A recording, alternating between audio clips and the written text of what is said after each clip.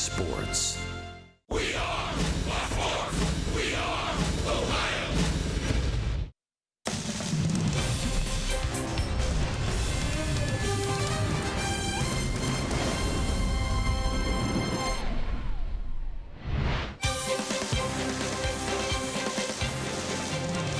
It's a hot and humid day in the Queen City as Fox Sports Ohio brings you Cincinnati Reds baseball.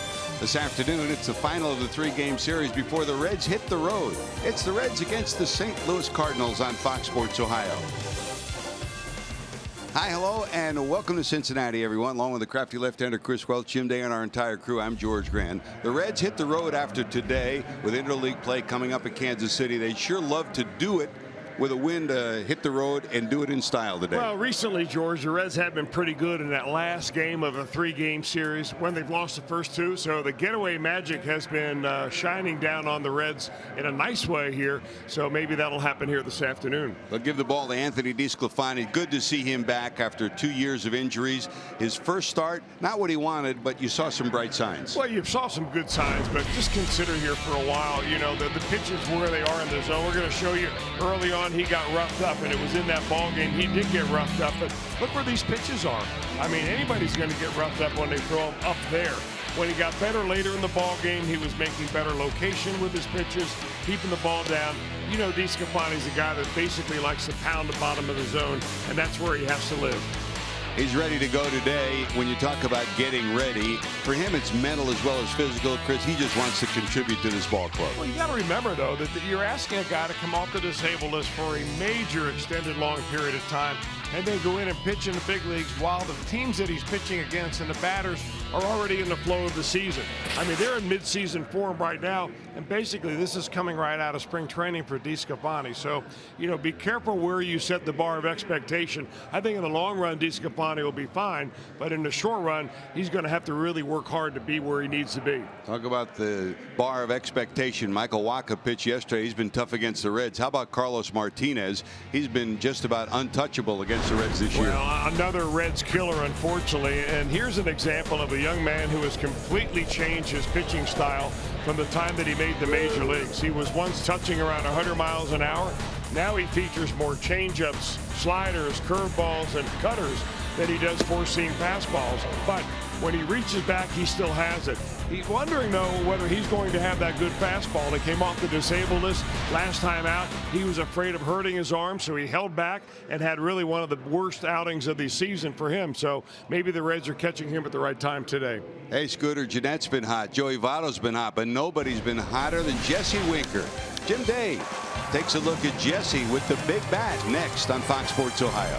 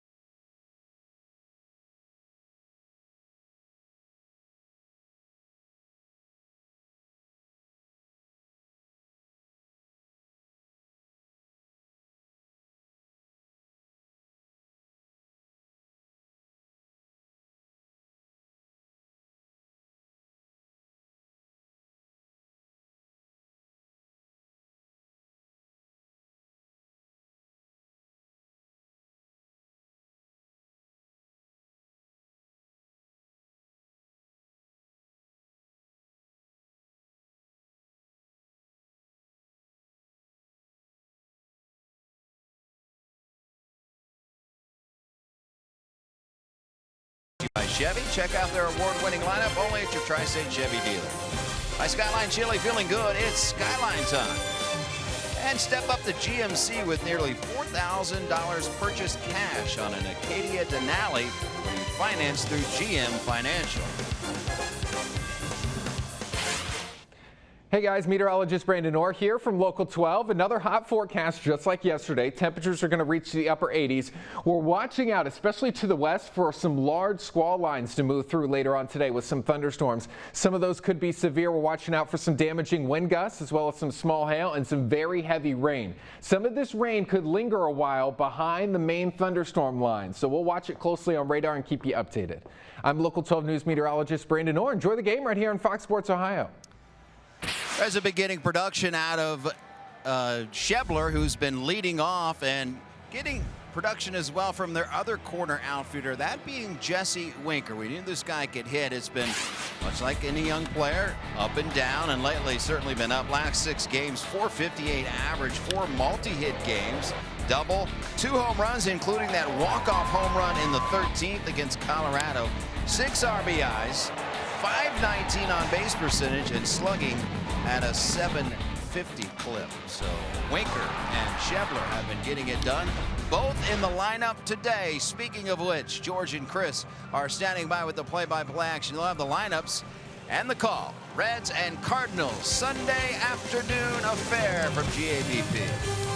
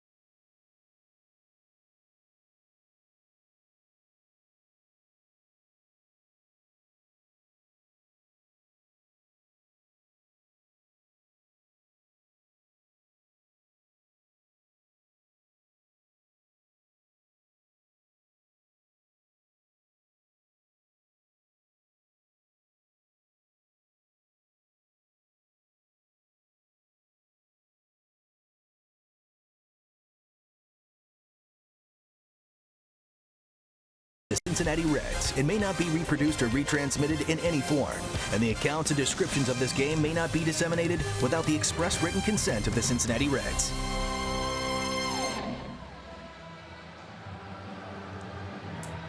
Great to have you back at Great American Ballpark. Hot, steamy day. The lids are on, the T-shirts are out, and the Reds are hopeful of coming up with a W in the final game of this homestand before they hit the road on to Kansas City and then to Pittsburgh to follow.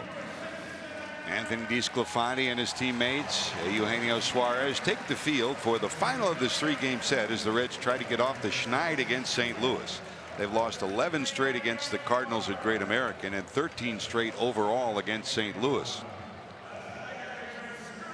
Taking a look at the starting lineup for Mike Matheny and the St. Louis Cardinals team. The Cardinals come in 3 games back in the Central Division, and they're now 35-27, 8 games over 500. They've been tough in the division, 22-11, and they'll start Matt Carpenter again at first at third base and in the leadoff spot. Carpenter, 232 on the season, will be your leadoff hitter. Tommy Pham back in the number 2 spot. And this guy's been poison against the Reds since coming over last year. Jose Martinez in at 317. And he's beaten the Reds with 3 home runs in this series. Marcell Ozuna will hit in the cleanup spot. Yadi Molina. Greg Garcia will get the start at shortstop. Harrison Bader, the speedy young outfielder, will play right, get the start today. Colton Wong back in the starting rotation in the 8th spot. And Carlos Martinez, one of the best hitting pitchers in the league, will bat in the number 9 position. Good to see number 28 back on the mound, Chris. Well, you know he's on the mound because his walk-up music or pitch-up music, as you do for a starting pitcher, is always Bruce Springsteen. Today, Born to Run, because of course he and Bruce Springsteen live in the same town up in Connecticut. So Anthony Desclafani, it must seem like ages since he's been on the mound on a regular basis, and it basically has. He hasn't pitched regularly for the Reds since 2016. He's had 1 outing under his belt here this year, and he was telling me yesterday it's a very difficult thing to do. You come in and you're trying to face a team that's already in the swing of things, and you're picking it up basically out of your own personal spring training while they're already up to game speed. But that's a challenge here for Desclafani this afternoon. Springsteen's born to run. Desclafani born to win on this day. Ready to go to work with Matt Carpenter stepping into the batter's box. Carpenter, one of the best eyes in the game of baseball, who's bounced back and forth from the number 1 to the number 3 spot in this batting order all year. Right now he's settled in the leadoff spot. He'll be followed by Tommy Pham and then Jose Martinez. For Carpenter, raised his batting average at one point, was down under 200 in the 140s during the month of May. Yesterday hit his 77th career home run while batting in the number 1 spot. That's second to Lou Brock in the Cardinals history at 95. So it tells you how long he's been a Redbird and how productive he's been as a Redbird. He'll take a walk, so you got to throw him strikes. That's a strike, says the home plate umpire Jerry Davis, the crew chief. Nick Lenz is down at first. Mark Carlson, the umpire, at second.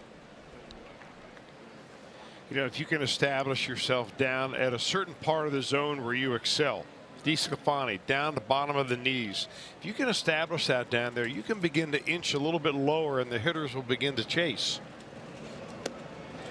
Carpenter waves at that. That's a good way to start for Desclafani's out number 1, strikeout number 1. And Chris, it was a tale of 2 cities for Desclafani last time up. A rough first and second inning, then a pretty good finish to his outing. Curveball, sometimes you hang up so high that it becomes effective. That's the case for Desclafani. You may have seen the grip.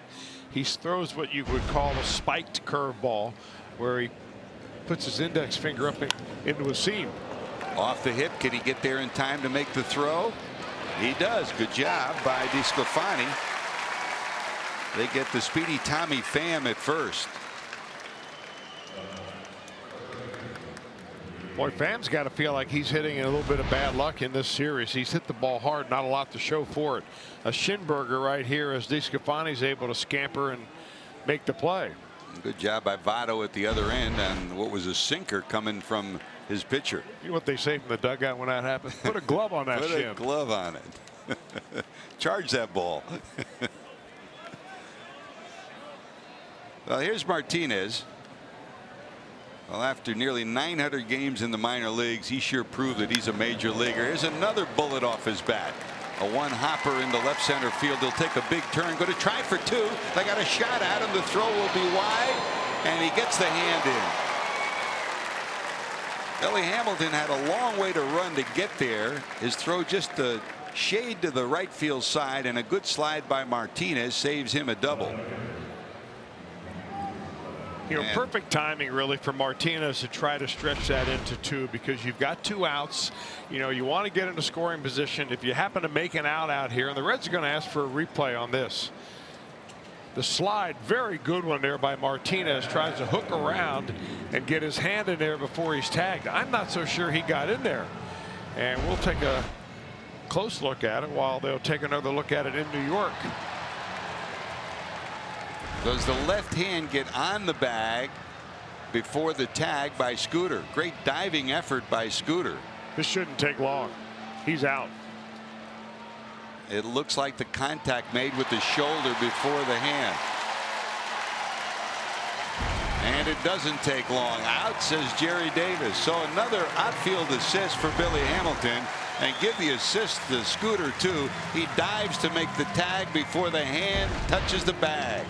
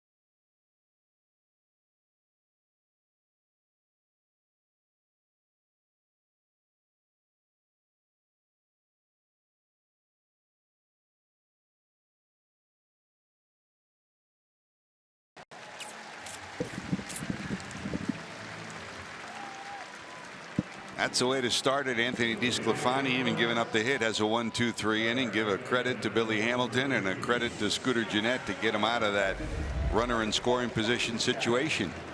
Speaking of runner in scoring position, the Reds have had a lot of that of late. They have 10 hits in 6 straight games. They just have not been able to get them on, get them over, get them in enough to win. Schebler will lead it off. He's got a 9-game hitting streak going on. Tucker Barnhart, the switch hitter, bats second. Votto third. Scooter, Suarez, Jesse Winker, Jose Peraza, Desclafani, and Billy Hamilton bats in the number 9 position. And how good has this guy been against the Reds, Chris? Very good. Well, back-to-back games now for the Reds to face pitchers that basically have owned them in their careers. But he's owned a lot of people. Martinez has. Good low earned run average.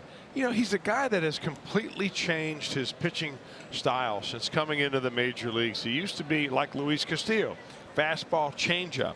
And that was basically it. Then he added a breaking pitch. But now he throws his fastball fewer than most pitchers do. And he's basically now a 6-pitch pitcher. You know, when you start thinking about the fastball and the cutter and the curveball and the slider and a changeup. I mean, he's just really very unpredictable. And for the most part, he's able to get those pitches around the strike zone. Made it to the major leagues back in 2013 after signing out of the Dominican Republic. Now 26 years of age. Not big, but boy, he's compact and built solidly. 5'11", a little over 200 pounds. Signed till 2021. They know they got a big right arm here. And you know, you kind of look at his development, and we had Johnny Cueto, and you look at the way Cueto evolved. He's kind of evolved a little bit like Johnny. Very much so, George. And I'll tell you the reason where he's really evolved like by Johnny. I mean, he's getting a lot of ground balls nowadays. He's over 54%, so that really puts him as a prolific ground ball pitcher. That's what Cueto wanted to do. The other thing Cueto wanted to do in his ballpark is figure out how to keep the ball in the ballpark.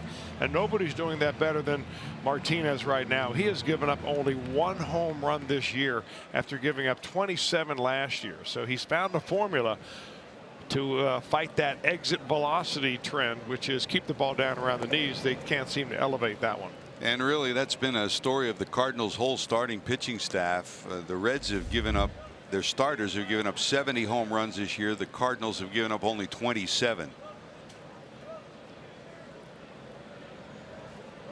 There's Tucker in at 254, 3 homers and 18 knocked in. 14th time he started in the number 2 spot. Not familiar territory in Reds history for many catchers. Smokey Burgess did it back in the 50s, but since then very few catchers have operated out of this number 2 hole. His average at one time down in the 220s, got up into the 270s, but he's cooled off of late and trying to find his stroke back again. 3-0 is the count here. Votto on deck. That's a strike.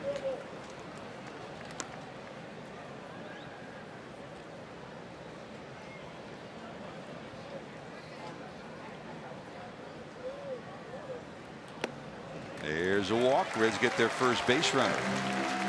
And the other thing, you talk about pitch selection and the number of pitches that Martinez throws. If you look at it, he's changed his mechanics too. He'll give you a little bit of the dipsy doodle back to the plate the way Johnny Cueto did. And at the stage of Johnny's career, I mean, Martinez only 26 right now. Very similar. He's got some giddy up on that fastball. Well, yeah, but it's not like he used to be where he would try to throw every fastball as hard as he could. You know, he's now just mixing everything up, much in the way that Michael Wacha did in the beginning of the ball game yesterday, when it looked like the Reds were going to have a really tough time. He had control of all 4 of his pitches. Votto has not struggled with very many starters in the league, but this is one. He's only 3 for 22, 136 against Carlos Martinez.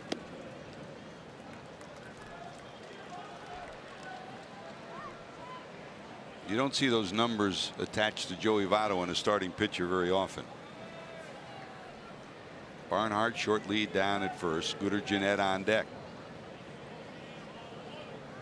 The big 6'7" first baseman right in front of Barnhart at first. Breaking ball misses, and second straight batter he's 3-0 to.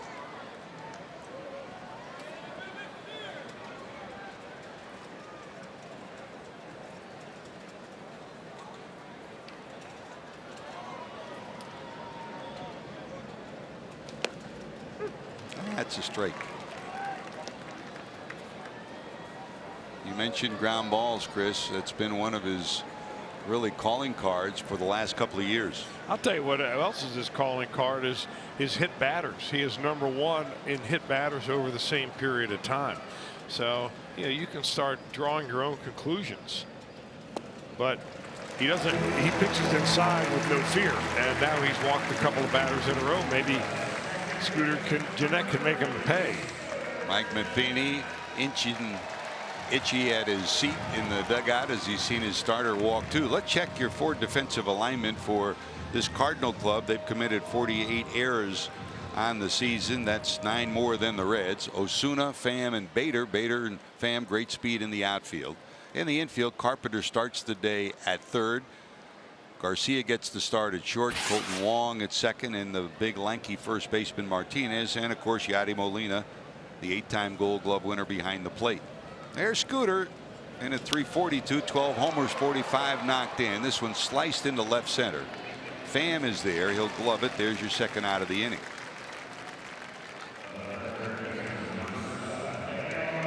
And that'll bring up Eugenio Suarez. He clubbed his 12th homer of the year yesterday. That leaves him in a tie for first in the National League. The numbers are Elk and Elk storylines. Third base ranks. Third at the average of 300. First in slugging percentage. First in runs batted in. And tied for third in home runs. A very productive first couple of months of the season for the Reds' third baseman. And certainly worthy of all-star consideration for the game that'll be taking place in Washington in July. Right down the middle for strike one. No balls, 1 strike to Suarez. He's had some success against Martinez, 5 for 15 in his career.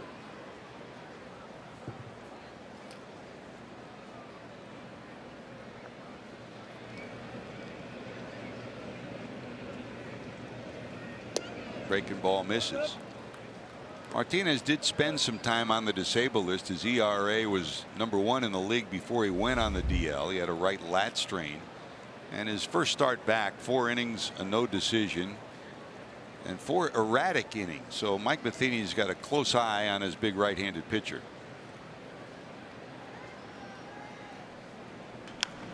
Hit hard past Hatcher down at third, but foul. Billy Hatcher in the third base coach's box as usual for the Reds.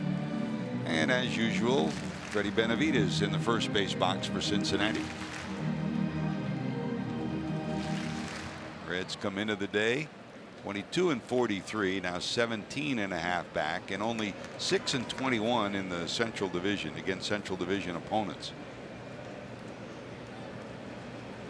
Molina and Martinez can't get together, so Yadi will take some time and come out and pat the youngster on the back. And boy, that's been almost like a father-son relationship, Chris, over the last few years. We've seen it. Molina from day one has taken him under his wing. Well, that includes the Cardinals putting Yadier Molina's locker right next to Carlos Martinez, starting in the first spring training that Martinez was invited to camp. They wanted to make sure that he was right next to a guy that was going to keep him on the straight line and teach him a little bit, and it's really worked out. Little things like that, you know, you think them through, you make a move like that, and it's really paid off here for the Cardinals. That's kind of why Jesse Jackson put me next to you up here in the booth. Huh? Same kind of thing, right? Right, Strick? I've learned a lot from you, George, I tell you. The other way around. Continue. It's been fun. 2 balls, 2 strikes to Suarez. 2 on for the Reds, trying to do some business early. Swing and fouled off. Just got a piece of it. And I think Molina got the worst of that. Jerry Davis will give him a little bit of time. Battered and bruised, most catchers are, and for Molina, who spent time on the disabled list with a groin injury, gets that one in the right thigh.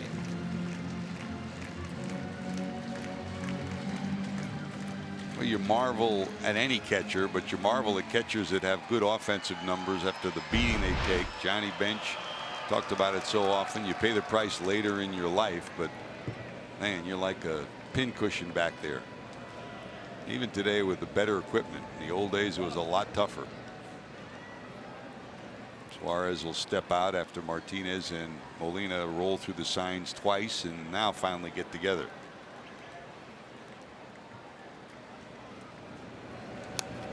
Hanging in there is Suarez, and that's what we've seen a lot more of late. When he's come up with big hits late in counts, he'll spoil the pitcher's pitch. Like Joey Votto, the best pitch of the at bat may be spoiled by Suarez, and then he delivers later.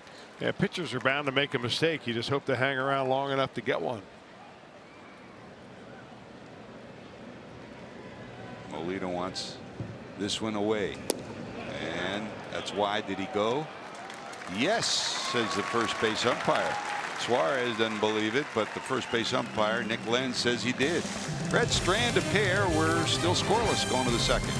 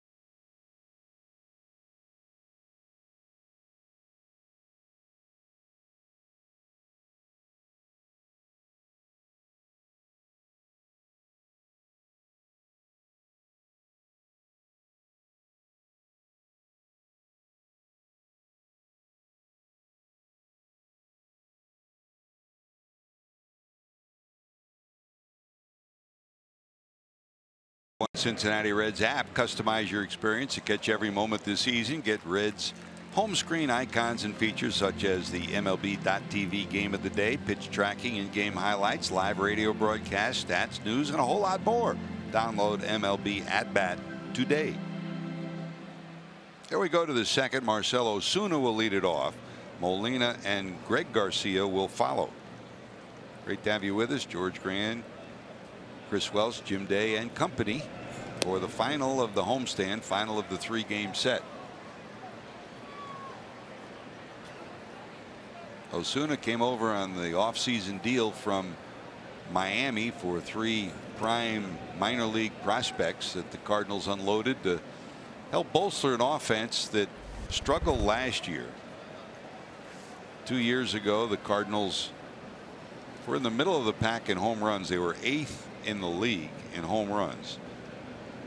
Then 2 years ago they were number 1 rather in the league in home runs. They dropped to number 8 last year. They knew they needed a bigger bat. They bring Ozuna in. He has 1 home run in this series, 6 on the season to date. And so far the Cardinals have been hitting more home runs this year. Not just this guy, but Martinez especially. Pham has 9, Martinez has 9, Carpenter has 8. That's wide to third, into left, a base hit. In fact, St. Louis is now homered in 44 of 62 games. And in those 44 homer games, they're 32 and 12. They're trailing only Milwaukee for the most number of runs via the home runs in the league. Your fourth defensive alignment for the Reds on this day: Winkers in left, Hamilton in center, another assist for Billy, and Schebler's in right. Schebler's 32nd game in right. Suarez, Peraza, Scooter, and Votto across the infield as usual, and Tucker Barnhart behind the plate. Jose Aquindo flashes some signs for Molina. Matheny, very often, if there's anybody in this lineup he'll hit and run with, it's with number 4, the catcher. Molina, a big swing yesterday, a bases loaded double that plated 3, gave the Cardinals a 5-0 lead.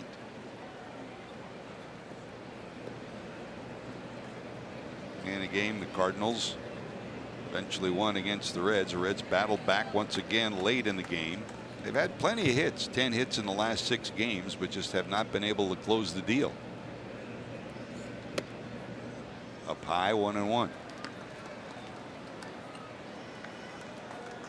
Oquendo rolls through signs again. There he is, the secret weapon, back after 2 years following knee surgery.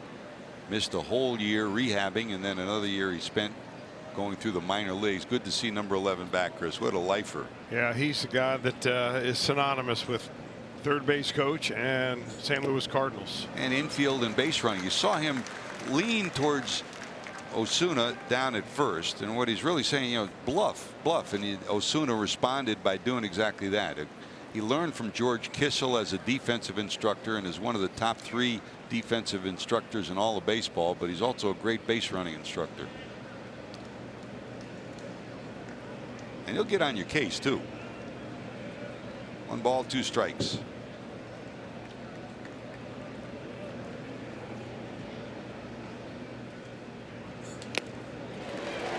Fouled off, held on to by Barnhart. That is out number 1, strikeout number 2.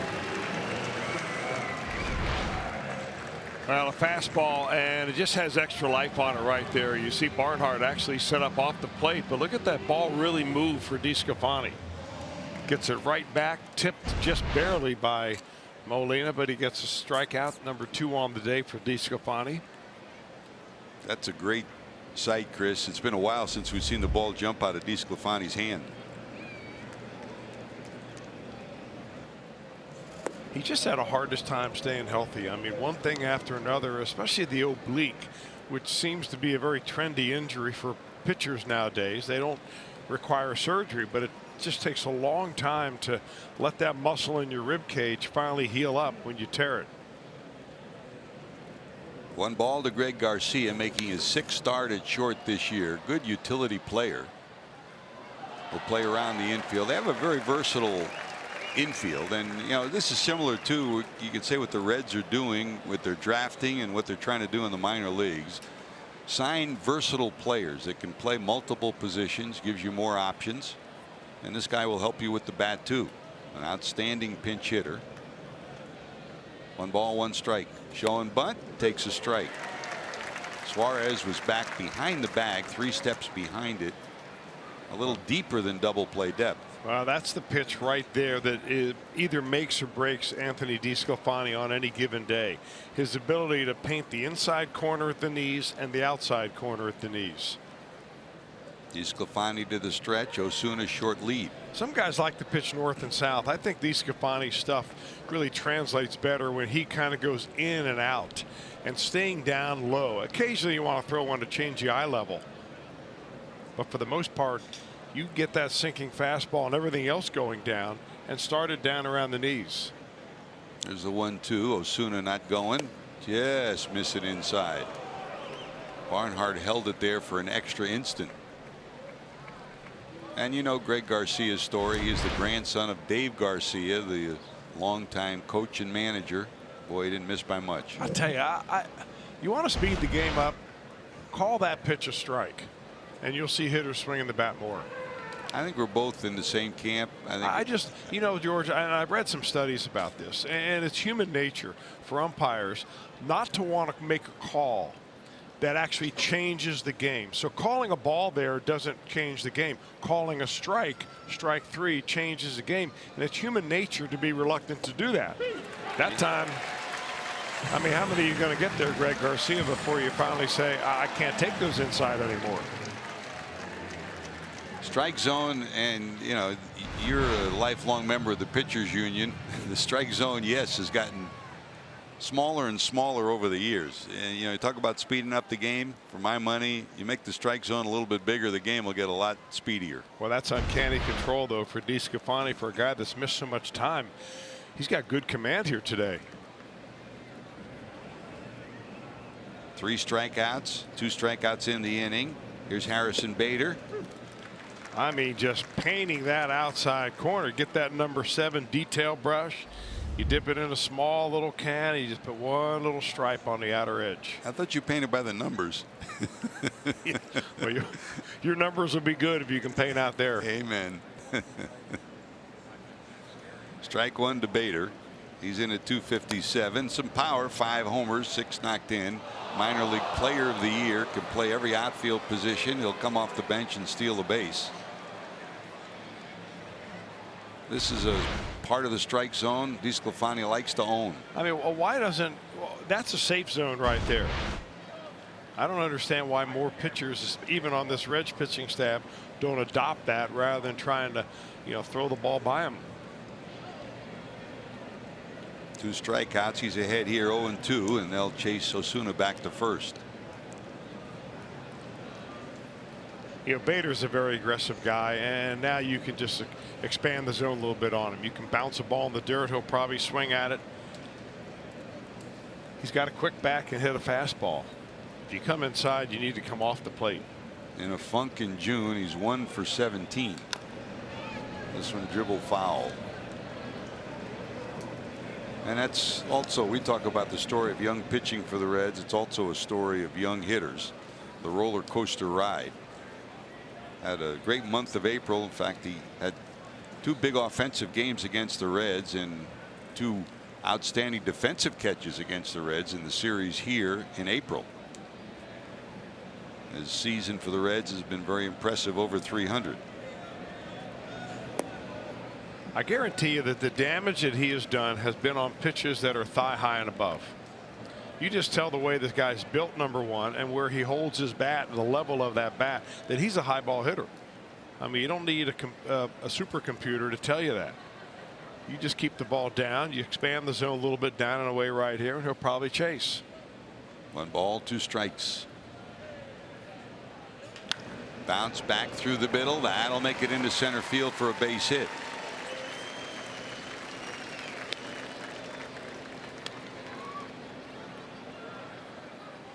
A second hit in the inning. Runners at first and second.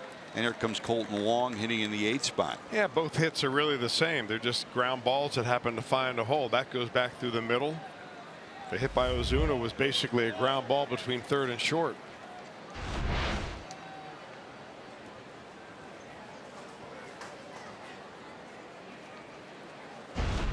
So Osuna average speed out at second. Bader great speed down at first. And here's the speedy Colton Wong hitting in the 8th spot. Another offensive underachiever for the first 3 months. He's in at 188. The Cardinals have bounced people around in the leadoff spot. They've inserted him a couple of times against Desclafani. 0 for 11. In fact, other than Carpenter, not many people in this lineup have had success against Desclafani. Of course, most of them have to be around for 3 or 4 years. Disco hasn't pitched for the last 2. Dribble foul, and it's 0-2. Ahead of almost every batter. He is ahead, and he got a marginal call for a strike from Jerry Davis on the first pitch, and there wasn't one bit of complaining on the part of the hitter because it was the first pitch of the at bat. Now you throw a pitch that's down there away a little bit, and he's hacking because he knows that they're going to be calling strikes.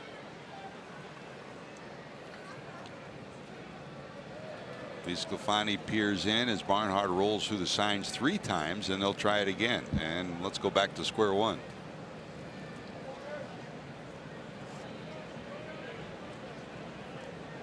One more time.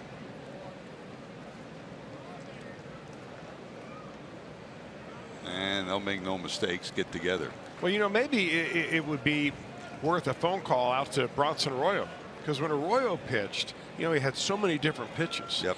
That rather than go through the signs over and over and over and try to guess what he wanted to throw, he had a signal system where he would give the sign to the catcher.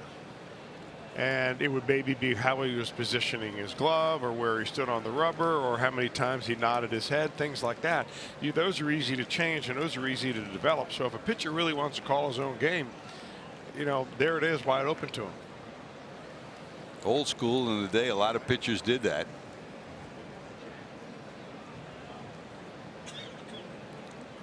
Now they're together. Here's the 0-2 with 2 on and 2 out.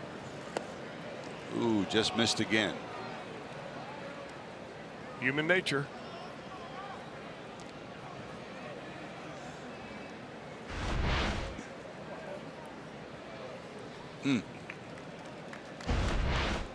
One ball, 2 strikes. Desclafani peers in. Osuna off second. Bader off first. Takes a little off. Way out in front is Wong. He strikes out the side, does Desclafani. He's now got 4 strikeouts through 2. Can the Reds get on the board?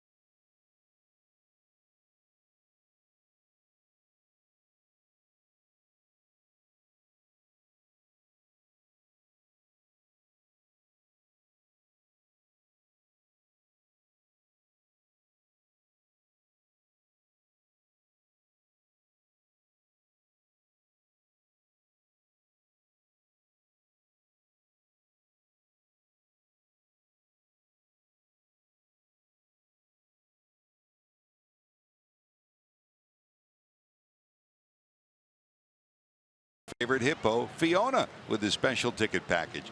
Get an exclusive Fiona bobblehead and your ticket to the game, plus a portion from each ticket package sold will be donated to the Cincinnati Zoo. This limited edition bobblehead is only available through this offer. Visit reds.com/themes. Scooter Gennett bobblehead yesterday. Boy, what a popular bobblehead that's going to be. And I hope you had a chance to be with us for Reds Live pregame today with Dan Horde and Jeff Pecoro. And Chris, every time we go into Jamie Ramsey's office, it's like going into a museum. He's got all his bobbleheads in the back of his office. And he went through his favorite bobbleheads of all time. He did. I mean, he's got hundreds of them in there. And he loves scooters, and for good reason. Here's Martinez going to work. His favorite two were Alfred Hitchcock and FDR. He says scooters will be on the list. Here's Jesse Winker, and the way he's rolling out the offense these days. Maybe someday number 33 will have his own bobblehead. Jesse average up to 268, 3 homers, 18 knocked in.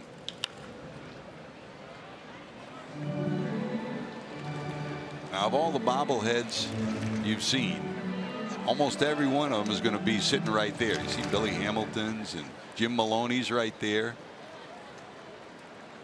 Tony Perez. And it's amazing what a collection. Reds are very fortunate to have a couple of assistant PR directors, Larry Herms, Jamie Ramsey, who are just remarkable in the job they do day in and day out. Pretty good family we've got here, Chris, huh? Certainly is. They've been here a long time, Larry Herms and Jamie Ramsey. We've seen them go from interns to getting married. Yep. Full-fledged employees, and now being fathers. Yep. And congratulations to both of them. Both great dads. Super. There they are. Speaking it together again. There's Larry Herms on the left, Jamie Ramsey on the right. Don't come any better than those two guys. Look resplendent. Winker takes a strike, first out of the second. Also great to welcome our friends from St. Louis here at the ballpark. Al Raboski back in town. Dan McLaughlin broadcasting the game for the St. Louis Cardinals. We've had a chance to sit and talk to them about the great Red Shandings over the weekend. Current hit streaks for the Reds. You know about Schebler. We talked about 9 in a row. Jose Peraza 12 in a row. Scooter 7, Winker 6. Reds have not been shy. Our Lowe's whole team together numbers. Reds have not been shy about getting hits. It's just getting the runs in at the right time. Now, Chris, we talk about in the next booth, you got Al Raboski and Dan McLaughlin sitting there. Hungo looks pretty good, doesn't he? Yes, he does. I mean, he's like you. He changed his diet. He looks great. Change up Peraza out in front.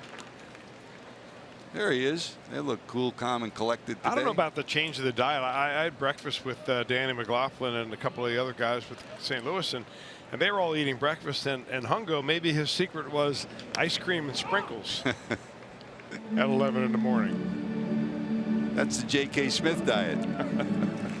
Our center field cameraman. It's worked for him all these years, right, Strick? 1 ball, 2 strikes to Jose Peraza.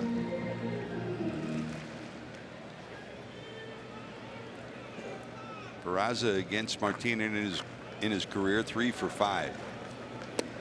Takes a little off out in front. There is back-to-back strikeouts for Martinez, and 3 in a row now, including the last one of the first inning. Now, this is what I meant early on when I said that Martinez has completely changed his style of pitching. I mean, it used to be basically Powder River and changeup, Powder River and changeup, and now he's figured out how to throw the ball and get outs without maximum effort. And that's when you make the transition from thrower to pitcher. Here's Desclafani looking for his first hit of this year. You know, he kind of reminds me of, too, I mean, when you stand next to him and you talk to him, body build, Joaquin Andujar. You know, not quite as burly. Joaquin was big in the shoulders, dude, yeah. But he's pretty big, too. Well, he earned a nickname of being Little Pedro because he was built like Pedro Martinez. Of course, back in the day when Pedro pitched, you know, pitchers were not allowed in the weight room. So Martinez may have a little bit more bulk on him from being in that weight room and going through those kind of conditioning. Both Pedro and his brother Ramon tall, lanky. Pedro short and lanky. Everybody will always no Pedro because he made the Hall of Fame. But Chris, when you came up, you and I were together, Ramon Martinez was about as good as it was in terms of a team leader. Martinez as good as he could be. He strikes out the side here in the second. 4 strikeouts on the day. He'll lead it off when we return.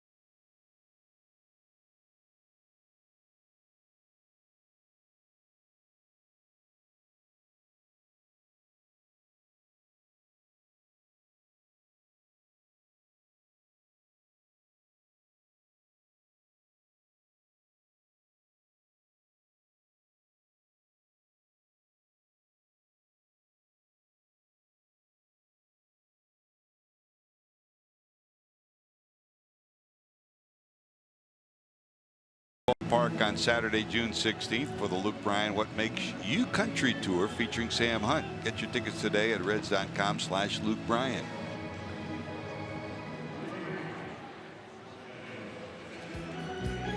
John Shetty's at the keyboard, Chris.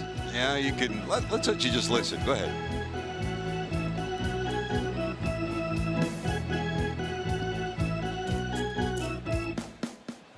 Pretty neat. Organ and baseball, you can't separate the two, huh? Not many ballparks still have a live organ. Reds have it here at Great American Ballpark. Here's Carlos Martinez in at 188. And when the year is finished, he'll probably be one of the league leaders in hits by pitcher. Always there. 3 for 16 on the year. 28 hits in the last 3 years. That's second only to Max Scherzer, who takes his hitting seriously too.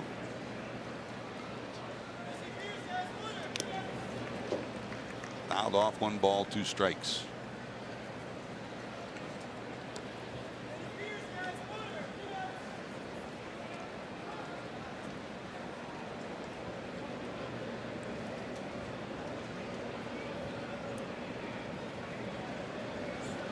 Yes, sirree. 5 strikeouts for Desclafani. And you know, you look at his last outing, if you look at the numbers, he had a rough first 2 innings, and then he settled down for the last 3 innings of that outing, and these first 2 innings have been more like the last 3 of his first outing. Well, the numbers tell you one thing, and they tell you what he did, but what I want to know is what he really did in his delivery and his delivery of pitches to make a difference. And basically what you're seeing today is great command.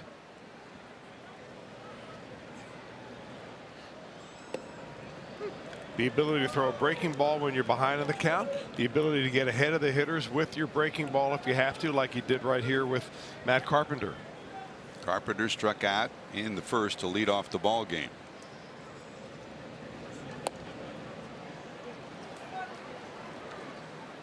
As usual, Reds overshift 3 to the right side of the infield against Carpenter. Suarez, till he gets to 2 strikes, will be just wide of third. Then he'll move back to the shortstop spot.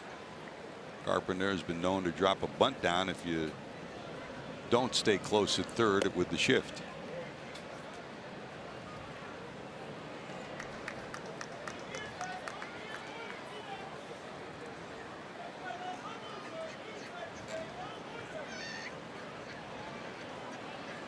2 balls, 1 strike.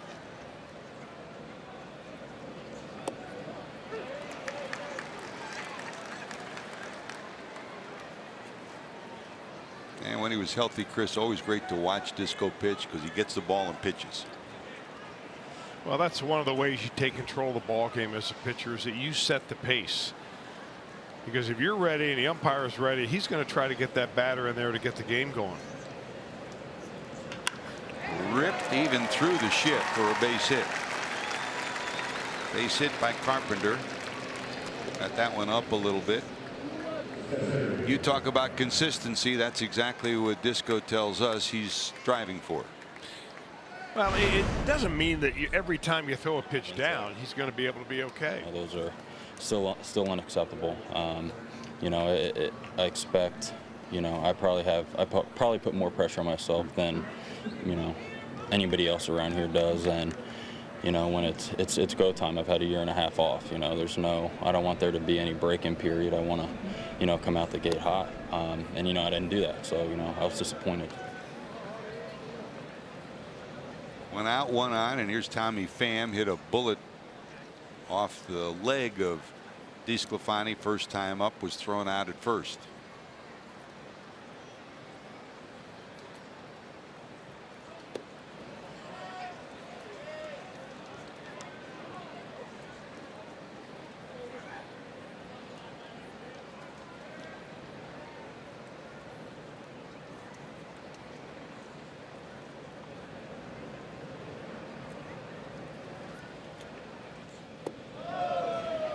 Did he go? No, says Lentz down at first.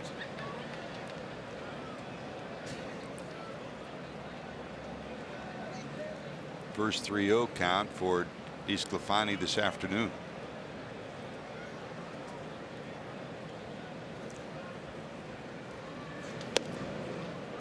And there's ball 4.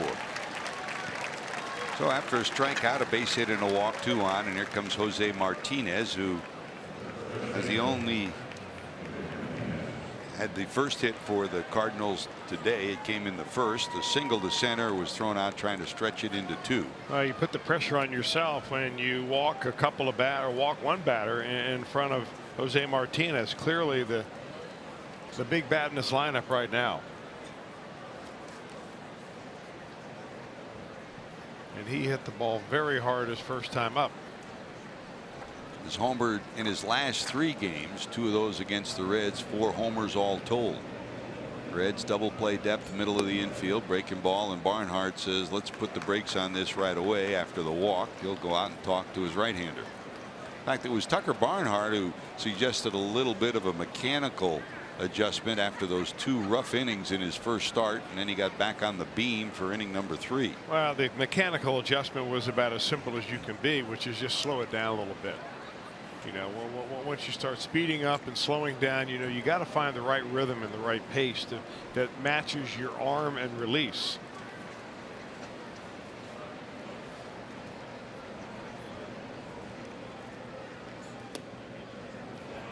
This is down low, and it's 2-0. Every pitcher has a different internal clock, as do hitters. You know, the clock for Joey Votto may be one thing, and then the clock for Billy Hamilton may be something else. Same for pitchers. Some guys like to have real quick deliveries. Others need to be a little bit more deliberate. That's a strike.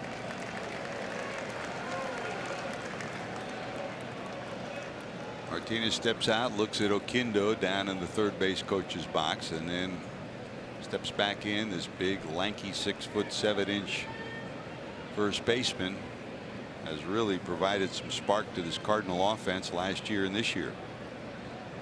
Over 309 homers, 40 knocked in.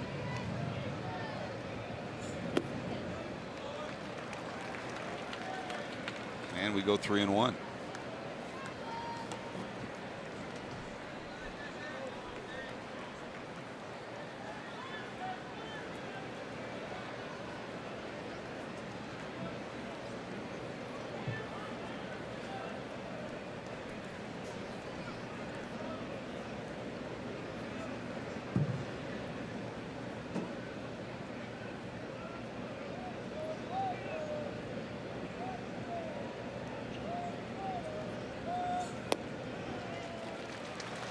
And the bases are now loaded. A base hit and then back-to-back walks. Danny Darwin, Jim Riggleman, close eye on their 28-year-old right-hander out on the mound. Well, the Reds have seen this situation so many times when they're at bat. Riggleman is waiting around for the Reds to get a big hit to break a game open in their favor, and he's worried now that the same thing that happened but for the Cardinals here with Ozuna up, bases loaded, and only one out. Reds infield looking for a ground ball double play. And here's Ozuna, who singled to left first time up. This one hit deep to left, going back at the wall. Winker leaping, and he got it. He got it. And here comes the throw back into the infield. A run will score, but they will go to second to see if the runner left, and he did. Yes, sirree. It's a double play. What a job by Winker. You usually see his highlight reel include swings of the bat. Here it's a leaping catch. They pick the pocket of the runner at second, and the double play ends the inning. The Reds a little lightning with the bat sometimes, and another look at a dandy from Winker. Wow.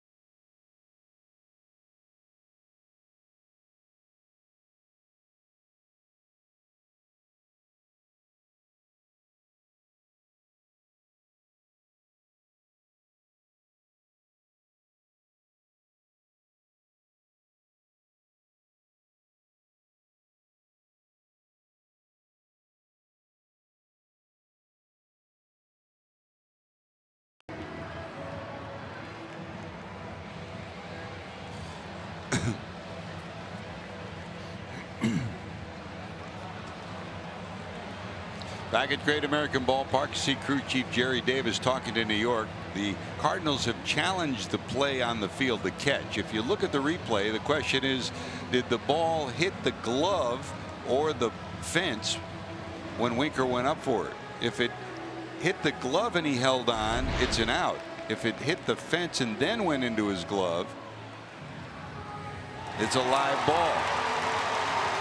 He is out on the catch. They just rule he's out on the catch. Now the other part of this, Chris, the run scores on the sacrifice fly because after that they appealed at second. The runner left too early.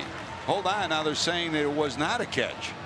Now they're coming back saying it did hit the fence first. So Winker's got to go back, then the Reds have to go back. It'll go as a ball off the wall. Take another look. It just goes as a base hit. If it hits the wall first, it's a live ball and cannot be caught for an out. And that's what it does. It kind of bounces miraculously right into Winker's glove. He closes it instinctively, and he's able to come up with the ball right there, and it looks just like a catch. A play like that is exactly what replay was originally invented for. And they got the call right. Unfortunately for the Reds, it means the inning continues.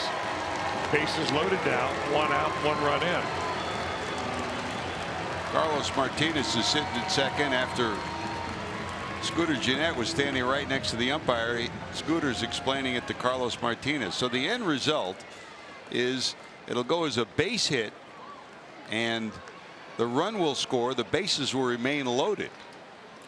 So only one run scores on what is ruled as a base hit. A run scores. The Cardinals lead it 1-0, and the bases remain loaded, and there still is only one out in the inning. Well, the umpires got it right in New York. Here's a line drive to left. Winker coming in.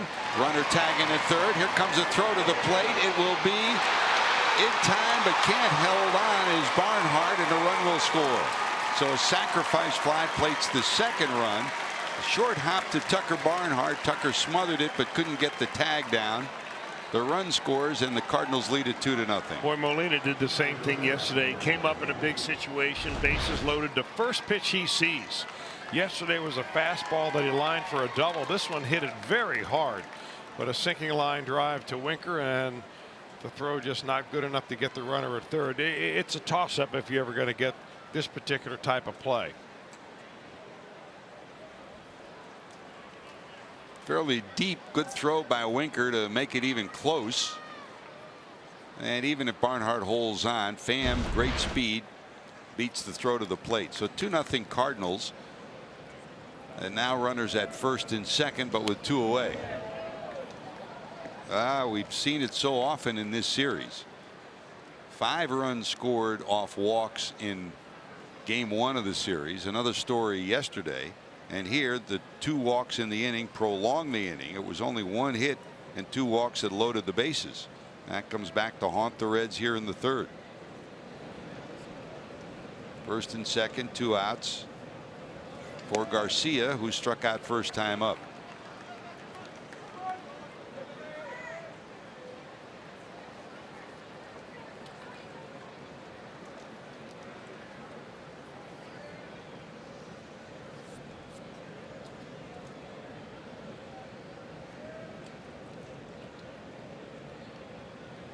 Desclafani from the stretch. That misses down and in. 2 balls, 1 strike.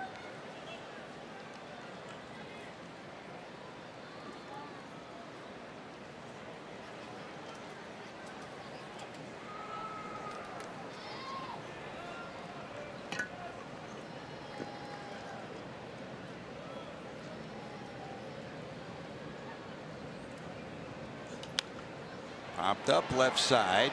Suarez giving chase, but it'll be in the seats.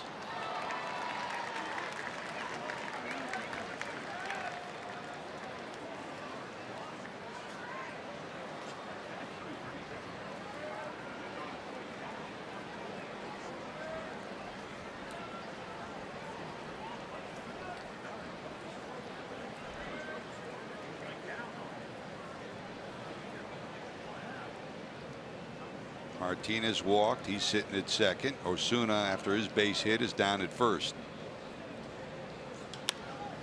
Looped into left center. Who will get there? Winker calling, and he has it.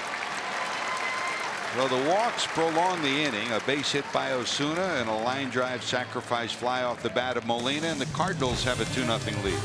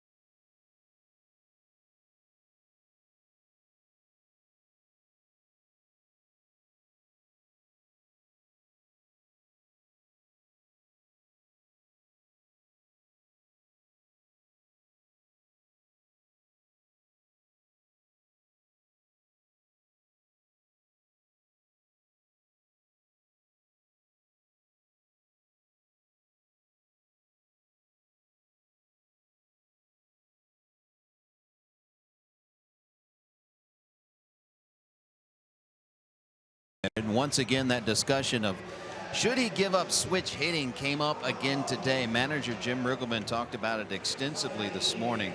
Riggleman had Billy in the minor leagues back in 2012 and 13, and at that time Riggleman said his right hand swing really looks good. He's a natural right-handed hitter. He drives the ball more from the right-hand side, but if you look at the numbers, he hits for higher average from the left-hand side from the right-hand side. And this time he drives one, wouldn't you know it, right when we're talking about. Billy says take that, and he's on his way to third, boys. And he will get in with a triple. Just on cue, JD.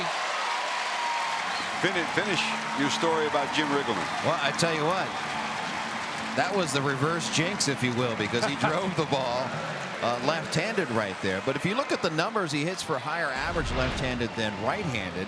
And whether or not that's skewed because he gets far more at bats from the left-hand side than right-hand side, we don't know. But Billy was asked about it this morning, and he said, I'm open to no longer switch hitting. I don't want to keep going through this, meaning the struggles that he's had at the plate. From the naked eye, he seems to swing much more comfortably from the right-hand side than the left-hand side. This at-bat notwithstanding. I think you hit the nail on his head, Chris. We've all sat with him next to his locker, and the frustration of a lack of success gets to everybody in every profession. And when you're hitting under 200, you're looking for answers, period. And if it means changing, there's a bouncer to the right side. Helping himself is Scott Schebler with a ground ball, and get him on, get him over, get him in. Billy's speed gets him to third. Schebler's ground ball gets the run in, and the Reds trail it 2-1. Well, I certainly don't have the answer to Billy Hamilton's batting struggles, but I do know that when he gets on base, he scores runs at a higher percentage than just about anybody else in baseball, because he puts himself in scoring position. So a little bit of small ball right there after the gapper by Hamilton.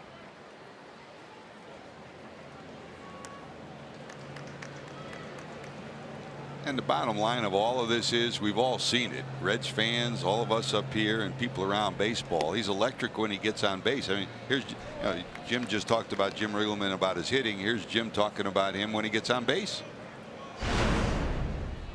We need him in that 320 range, and you know, 320 is not high for a lot of guys, but for him it's a good number, you know, because he's creating havoc, he scores runs. So basically, whether it's a walk, a base hit, however he does it, we got to get him on base.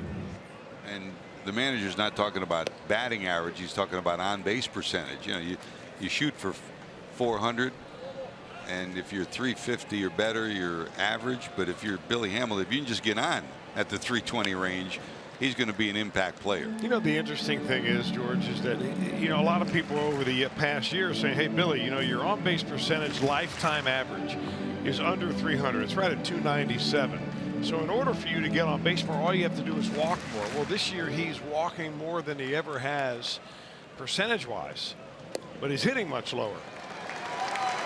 Boy, Martinez can't believe that was ball 4. He threw his arms up.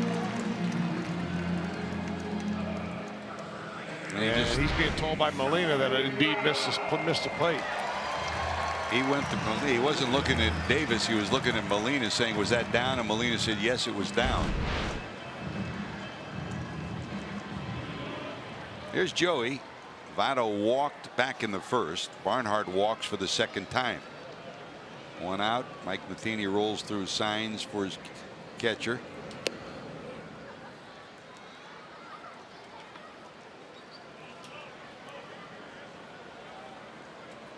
Two runs, 5 hits for the Cardinals. They've left 4 on. A run. Only 1 hit for the Reds. That was the Billy Hamilton triple. That's up and in. 2-0. Votto walked after Martinez fell behind both Barnhart and Votto 3-0 in the first inning. He walked both of them. Scooter on deck for Cincinnati.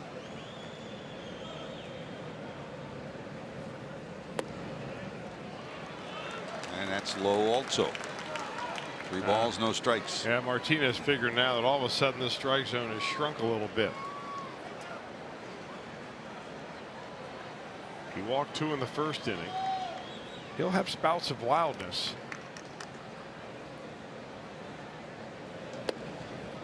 And he's walked Votto for the second time. So for the second time today, he's walked the number 2 and number 3 hitters back to back.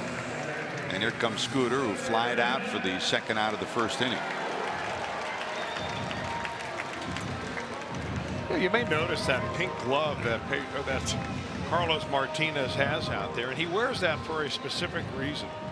He started a foundation called the Tsunami Waves Foundation, and he was taken down to the Dominican Republic, back to his home country, by Albert Pujols. When Pujols would go down there and routinely fly in needed medical mission trips, bring medicine in, bring doctors in, fly people out that needed help. Well, on one of those visits, Carlos Martinez met a young lady named Camille Fernandez, and she had been stricken with a rare leukemia, and it didn't look good for her at all. In fact, she was nearly dead, but he made arrangements to fly her back to the United States, to St. Louis, where she received a series of chemo treatments, a bone marrow transplant, and recovered tremendously, to the point where recently this year she came to Busch Stadium in St. Louis and threw out the first pitch. Now, he wears that glove as a reminder of the good that his foundation does.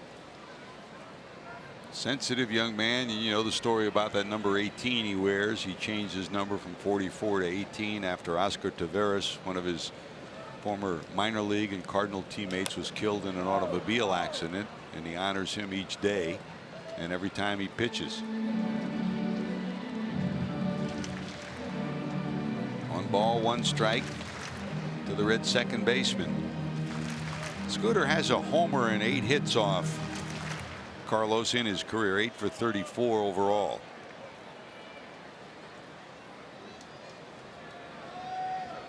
Barnhart off second, Votto off first.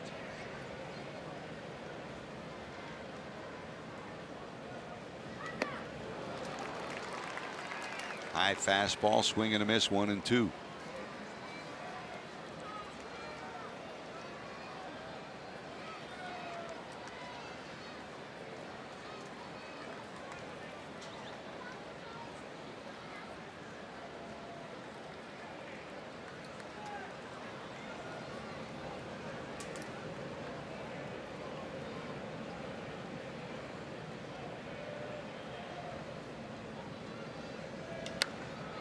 Rifled the other way and into the seats. Count stays 1 ball, 2 strikes. Cardinals outfield deep. A couple of steps towards the line is Osuna in left. The center fielder Pham 3 steps towards left center, and Bader straight away in right.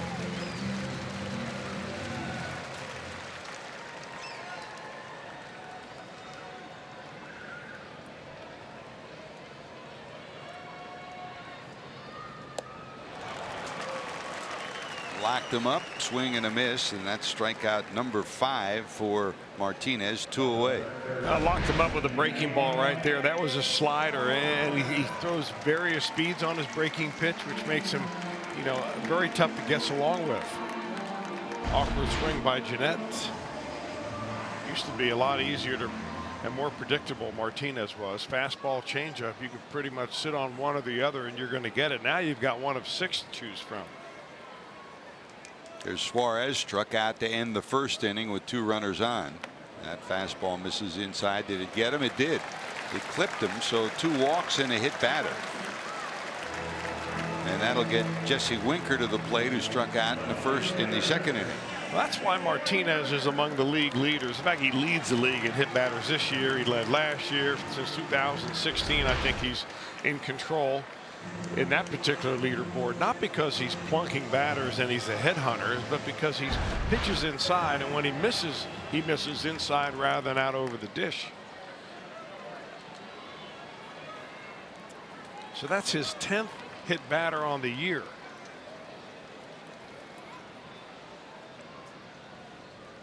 Jesse bounces this one down to second.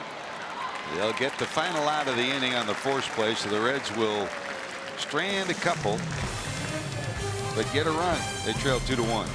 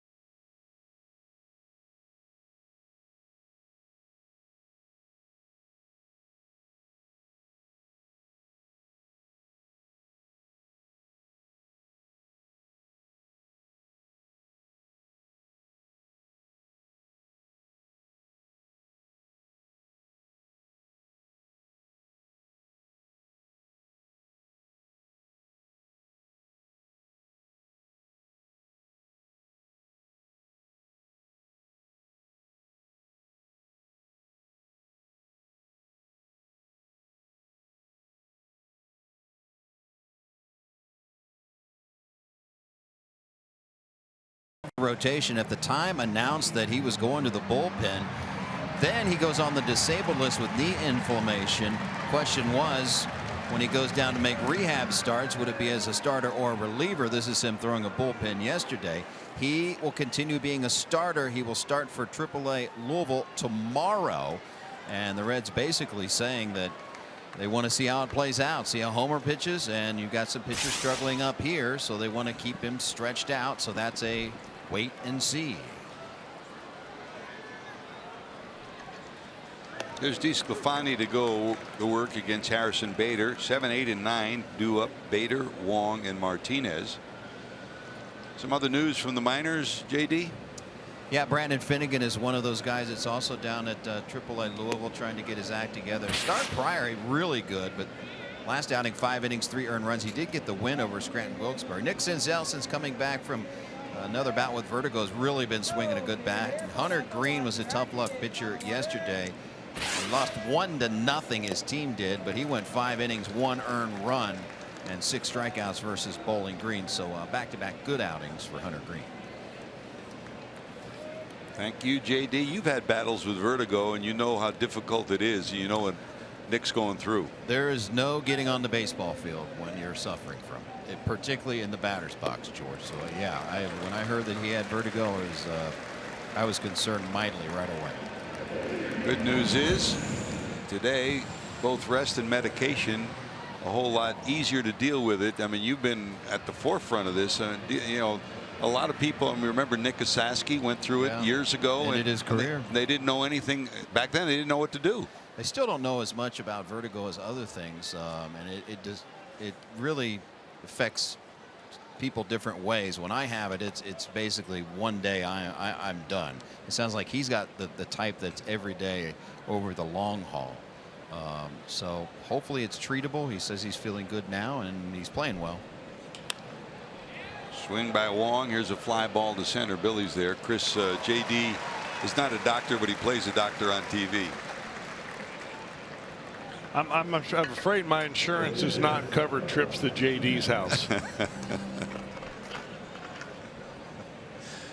Well, not even the copay. You'd be waiting in the lobby a long time. Well, it usually does when you play golf anyways, right? Well, no, when we're playing golf, I'm usually holding the show up, but we're looking for my golf ball. Bring your sticks to Kansas City, okay? If I must. Here's Carlos Martinez, struck out looking first time up after Wong flies out. 2 away, and Desclafani settles down. In the third, he struck out the first batter, then gave up a hit and 2 walks. That started the difficulty. And here's Martinez, bangs a hit into center field. So a 2-out base hit, and here's Carpenter at the top of the order. By the way, you've played Shinnecock Hills, haven't you? U.S. Open going there next week? No, George, you haven't. That's one still on my list. Although I'll probably be watching that on television. I assume many others will. Well, maybe by the time the Reds go to New York in August, I mean, the Open will be done by then. A little easier to play that track. Here's Carpenter, struck out and started the rally for the Cardinals in the third. Base hit, then 2 walks, loaded the bases. Marcelo Osuna then hit a fly ball to left. At first it was ruled a catch. Then on replay it was ruled a base hit, a run scored. Molina then lined out a sacrifice fly, and those are the 2 runs that the Cardinals have.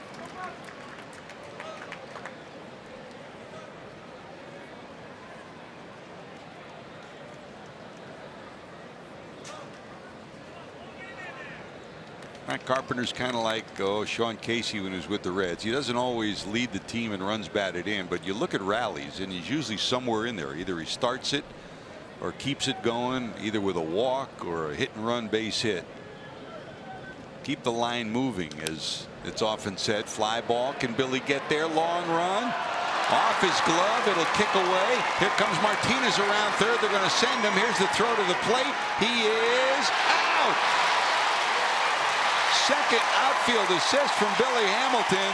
And boy, this is just a gutty effort from Hamilton. Not only does he dive for the ball, it comes off his glove. He never gives up.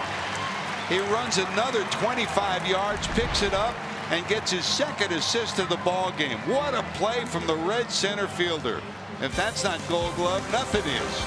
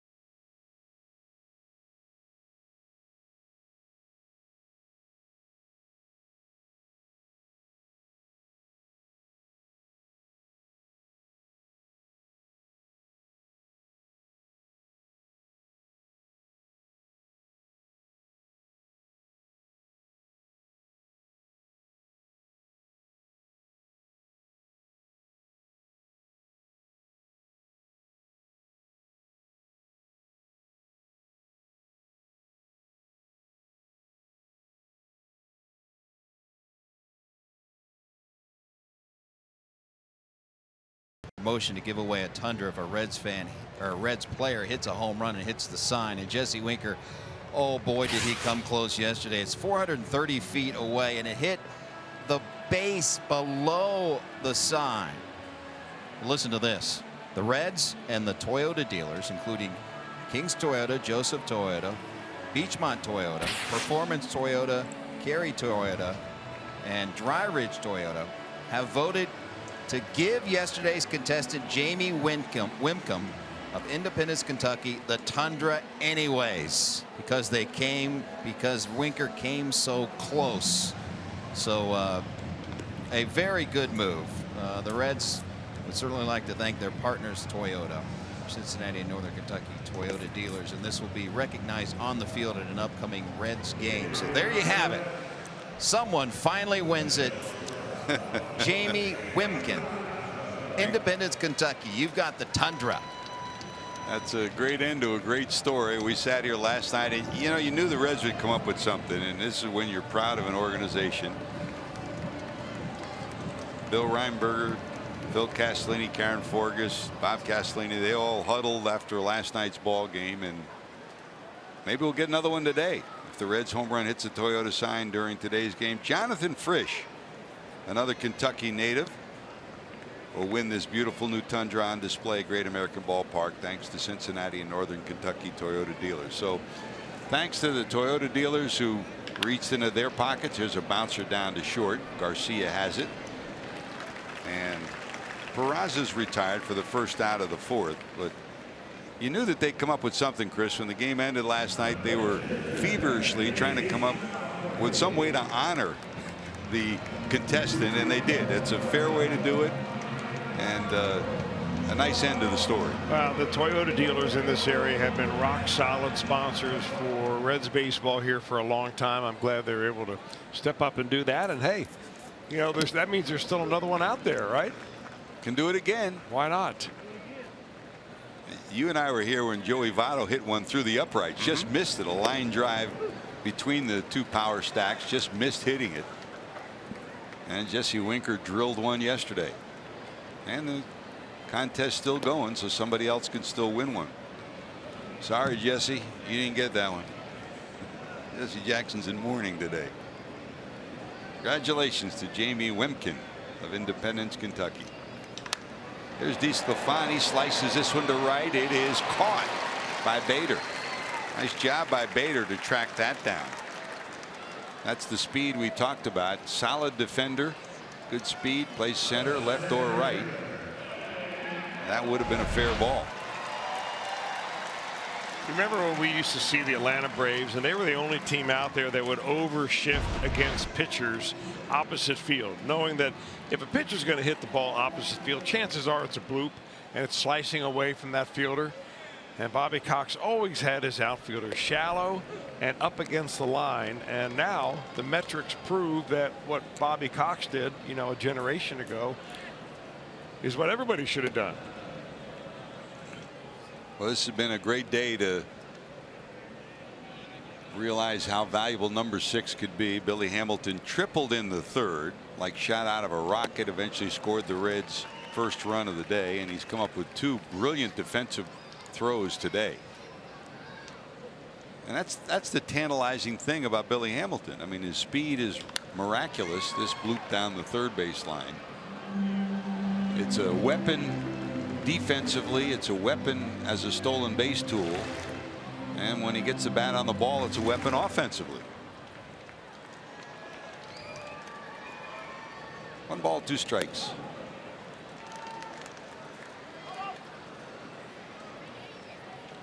Keep your eye on Martinez too, because at the tail end of that play at the plate on Billy's throw to Barnhart, Martinez kind of limped away from home plate after he twisted. It looked like his hip area. Seems to be okay right now, but it's something to keep an eye on for the rest of this afternoon. 2-2.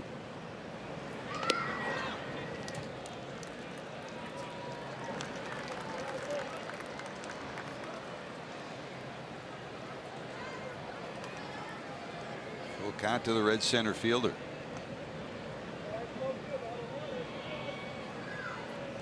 There's ball 4. We'll see if Billy will be off and running with 2 outs here in the 4th.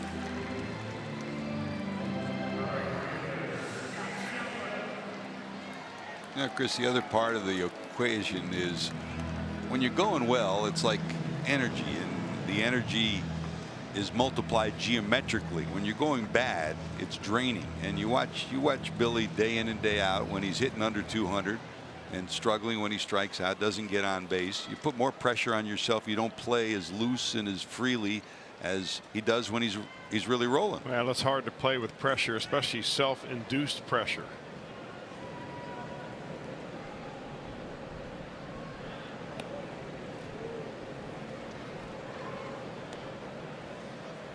Fifth walk and a hit batsman allowed by Martinez today. Here's Schebler, who grounded to second after Billy's triple in the third. That plated Hamilton. Pretty good sized lead for Billy here. Really big lead. Not going. That's a strike. Billy had a couple of stolen bases on that last road trip. Had one in San Diego, one in Colorado. Before that, you have to go all the way back to when the Reds were visiting Los Angeles to see when he had a stolen base, a game in which he had 3 of them actually against the Dodgers.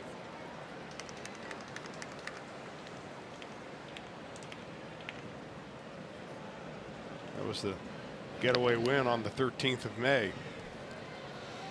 So part of the problem for Billy hasn't been getting on base, giving himself a chance to steal bases. The other have been that when he has gotten on base, he hasn't been as aggressive as a lot of people would like to see. He's stolen 10, been caught 3 times this year. It's a big lead down there. Cardinals have not been good at controlling the running game this year. Not going. This one hit high, far, but foul down the right field line. Well, if you look at the upside and the downside of Billy Hamilton stealing right here in this situation, he's the number 9 hitter. So if he gets thrown out, you've got the number 1 hitter leading off, your leadoff hitter leading off next inning. So there's no downside from that standpoint. And can Billy Hamilton score on a base hit? Sure. I mean, Schebler hits a lot of doubles. Hamilton could certainly score on any double out there.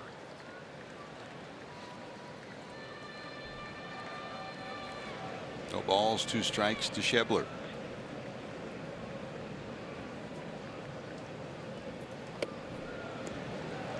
So what you're looking for if you're a base stealer is the count in which the pitcher is going to throw a breaking ball.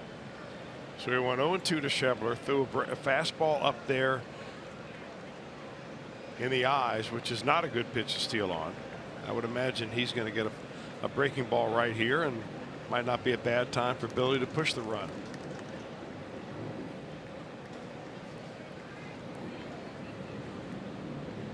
Billy not going, breaking ball down and in. No one's stolen more bases against Yadi Molina than Billy Hamilton. And Molina in the Cardinals pitching has struggled this year. Molina's thrown out 1 of 9. Carlos Martinez has had 2 stolen bases and no caught stealings while he was on the mound.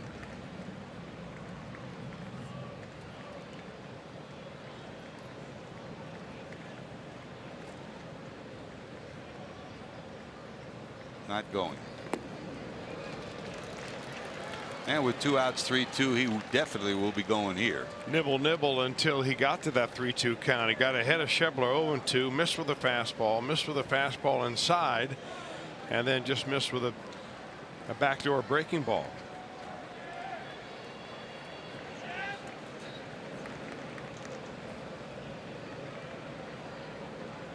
There goes Billy. That's going all the way to the backstop. Hamilton's around third. Around second, heading for third. The throw will be not in time. Billy never broke stride. Around second, steamed into third. So it's first and third after the ball goes all the way to the backstop. And see if the Cardinals will challenge.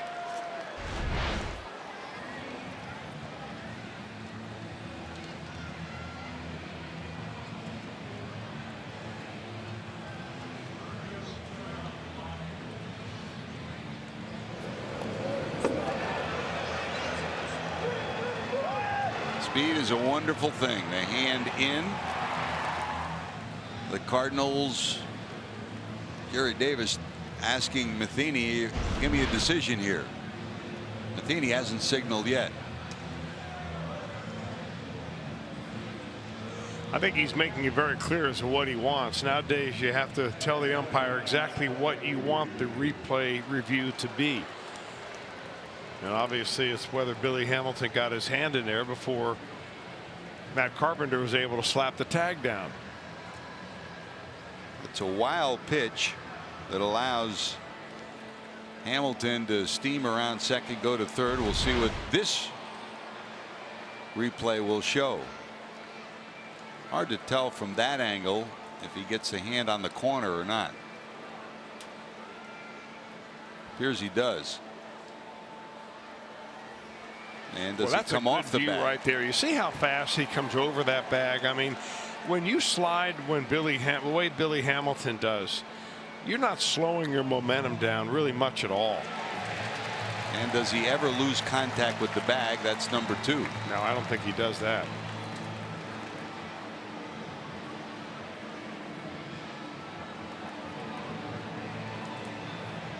Appears he keeps constant contact with the bag.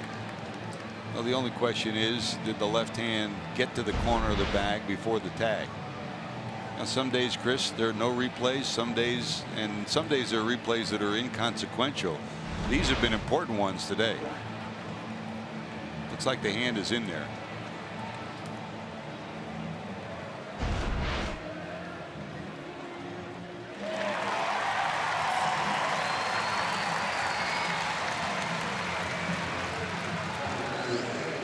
So Matheny won the first one. He loses this one.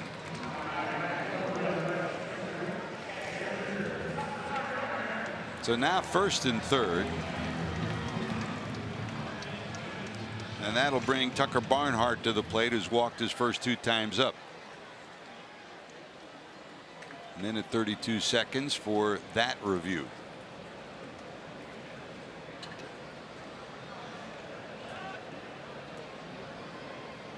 And for the first time today, it started to sprinkle here at the ballpark. Some clouds in and around all of downtown Cincinnati. There's a bouncer into right. That'll get the tying run in. Schebler around second, going to third. And Barnhart takes advantage of the first offering for Martinez, and we are tied at 2.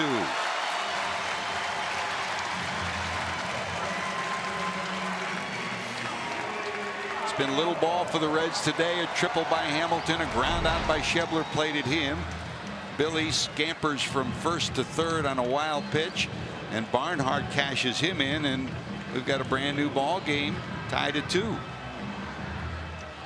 Tucker taking a page right out of the book of Yadier Molina, ready to swing the bat on the very first pitch he sees with runners in scoring position. And first and third once again, this time for Votto. Joey has walked twice.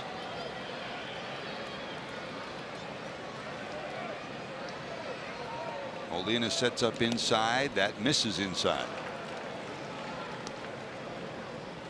All of this with 2 outs. Walks in this series have been important components of almost every rally by both the Cardinals and the Reds. This started with a 2-out walk. And again, a testament as to the value of Billy Hamilton when he does get on base. Ball and a strike to Votto. Money in the bank to be at 300 with runners in scoring position, and this has been one of his best years ever at 375.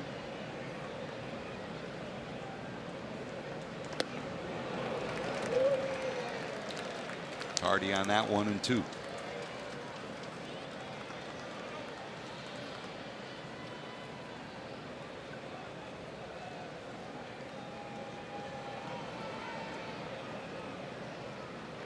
The 83rd pitch of the afternoon by Martinez. We're here in the 4th.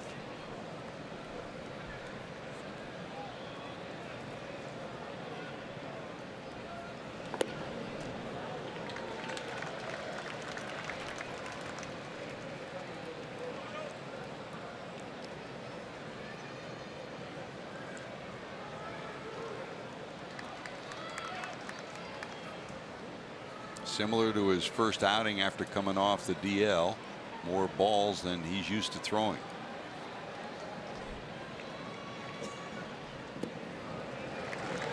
And we're going to go full another time. After being 1-2 against Votto, we go full 3-2. So that means Barnhart will be off and running. Martinez will move from holding him on at first to behind the bag at first.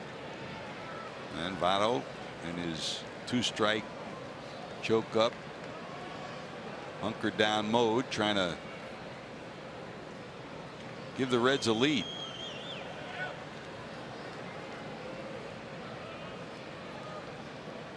Setting up inside Molina.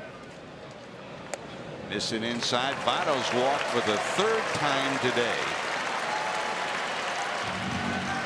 Barnhart in the number 2 spot has walked twice. Votto has walked 3 times, and here comes Scooter. So bases loaded for the Reds here in the 4th.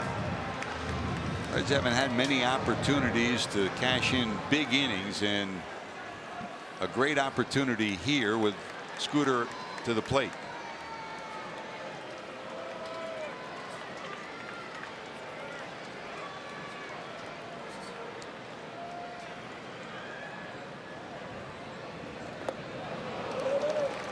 Trying for number 7 there. Yeah, figuring that he was getting the fastball first pitch, betting the farm there and wheeling the lumber. He got a changeup instead.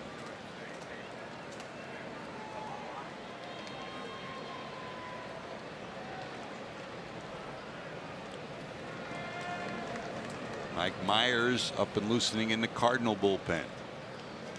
Bases loaded, 2 outs here in the 4th. Martinez to the stretch, and it's popped back and out of play. 0-2.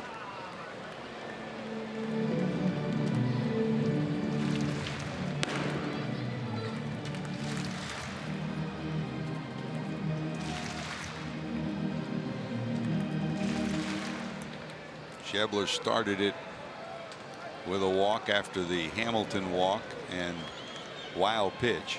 Barnhart singled in a run. Votto has walked.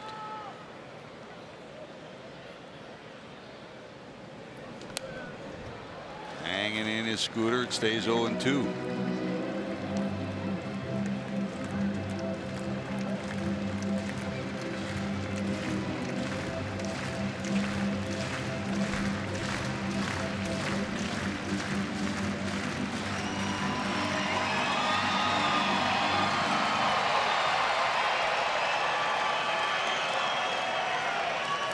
.400 average, 6 grand slams in his career. Scooter digs in.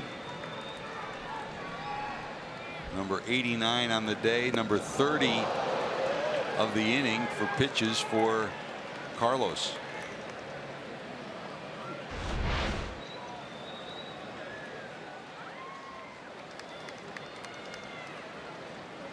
Almost his second hit batsman of the day too. Yeah, that instinctively you're trying to get out of the way of that pitch, although it would have helped the team. Take one for the team. Huh? Eddie Stanky. 1 ball, 2 strikes.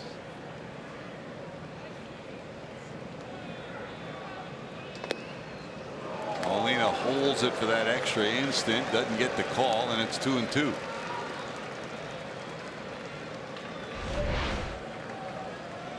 I think part of the reason he didn't get that call is because Molina was setting up on the inner part of the plate, and that pitch kind of rose up and away to the outer edge of the plate.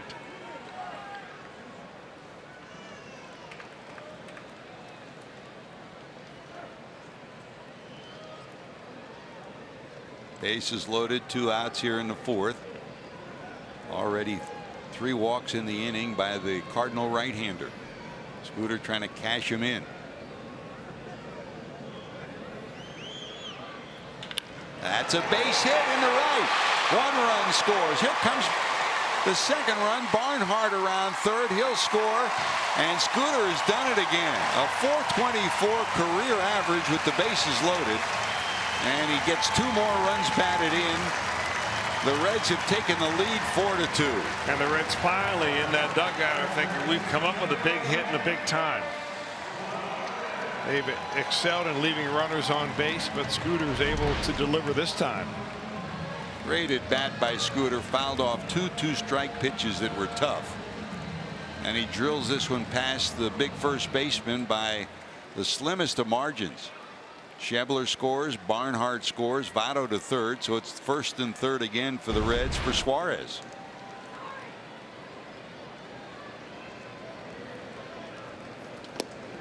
Boy, the little guy at second base has come up with some big swings the last couple of years, Chris. Big time. Man.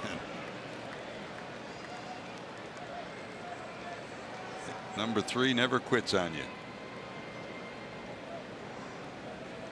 Strike 1 to Suarez, who struck out and hit by a pitch on this afternoon. Winker on deck.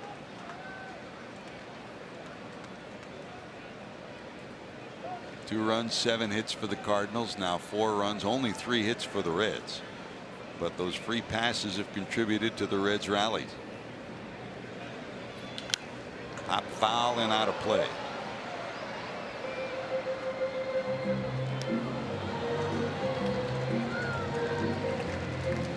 Seven walks and a hit batsman. Votto has walked 3 more times today. And Scooter delivers a big hit in the 4th.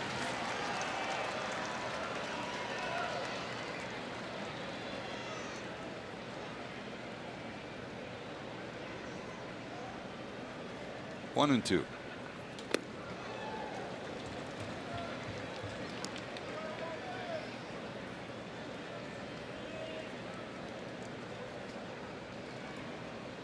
Either way, you figure this is very probably Martinez's last inning. Myers continues to loosen in the bullpen as he approaches 100 pitches, and we're only in the 4th. A rocket to center. That's going to get Votto in, and the Reds lead it 5-2. Good bounce back at bat. Votto applauds his 3rd baseman as he heads to the dugout. And here comes Mike Matheny. He probably never thought he'd be making this walk to the mound right now. This inning started with a ground ball by Peraza, easy 3-hopper out, a lazy fly ball to right field by Desclafani for the 2nd out. So 2 outs and nobody on. And the walk by Hamilton, walk to Schebler, base hit, walk, base hit, base hit. Early showers for Martinez. Vampire Skyline Chili call to the bullpen. You're watching Reds baseball on Fox Sports Ohio.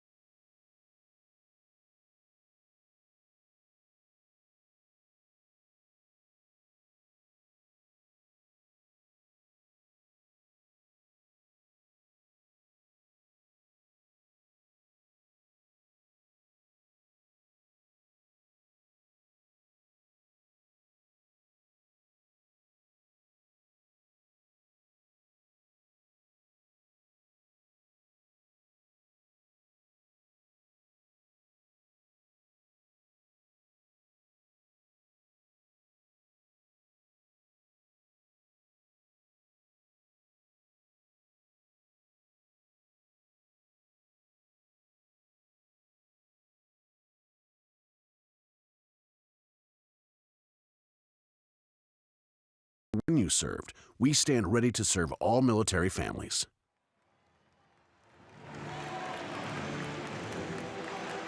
Well, right there atop the leaderboard in the National League for runs batted in, Eugenio Suarez, followed very closely by Scooter Gennett. Both have been important in this particular inning and in this ball game, as the Reds have scored 4 in the 4th to have a commanding 3-run lead now, and a change. Mike Myers will come on to pitch for the Cardinals.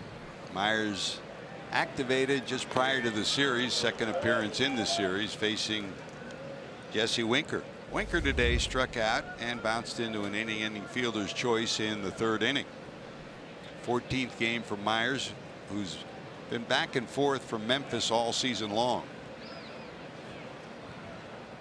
First and second for the Reds with 2 outs. This one sliced into left. Osuna back and will glove it, but the Reds do some business in the 4th. They send 9 to the plate, aided by 3 walks and some big hits. They lead it 5-2.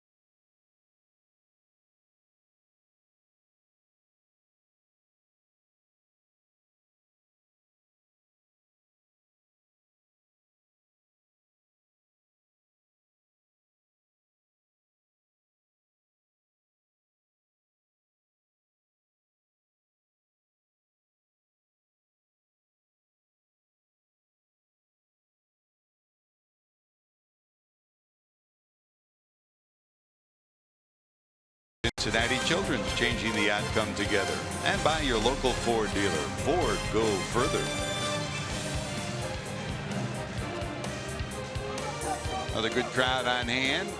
Yesterday was Scooter's bobblehead day. Today, Scooter and Eugenio have touched up Carlos Martinez, aided by Martinez's own walks, and they've got a 5-2 lead.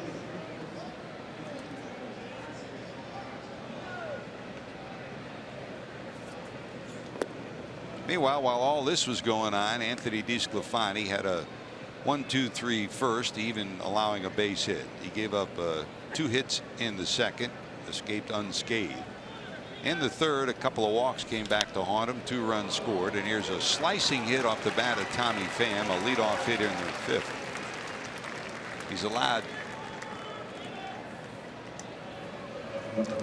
8 hits now on the afternoon, but he's got a 5-2 lead. Well, that ought to give you a little extra confidence if you're Anthony Desclafani, but just consider for a second that basically Desclafani has taken off the entire 2017 season due to injury. But when he last pitched for the Reds in 2016, he pitched in June all the way until September. There's not one pitcher that was in the starting rotation then, and there are 10 of them overall that got starts through that period of time, that is in the starting rotation now from 2016 to 2018. That's the kind of tremendous turnover the Reds have had in their rotation. I mean, they've given guys like John Lamb, Kiva Sampson, Josh Smith, chances to start. Tim Alderman started up until last year. In fact, he led the team in starts last year. He's pitching overseas now. Great perspective on that list, Chris. I mean, it just gives you all of a sudden an answer to a lot of questions. Is why the Reds starting pitching has been so bad is because they haven't had anybody in there that have been good enough to carry over from one year to the next. It has been an ongoing audition, and hopefully now that Desclafani is back, he stays healthy and he can solidify his part. Pham leads the Cardinals in stolen bases down at first. He's got 9, but he's been caught 5 times, the league leader in that caught stealing category. I mean, if you look back at that list and see the number of starts that certain guys got, I mean, Reds were giving, 10 starts to pitchers that wouldn't even be on his ball club right now. So they've come, further along than where they were, but they're not quite there yet. 1 ball, 2 strikes to Jose Martinez. 1 for 1 and a walk. That misses wide. One more look at that list, and it really impresses upon you. Now, the year before is when Desclafani first came on the scene, and in that list, there were guys like Mike Leake, Michael Lorenzen, Johnny Cueto, Raisel Iglesias started 16 games that year, and Sampson and Lamb each started, 9 or 10. They'll get the force at second, but that's all, and there's 1 away. Martinez will be on at first. Remember Jason Marquise, Josh Smith, David Holmberg.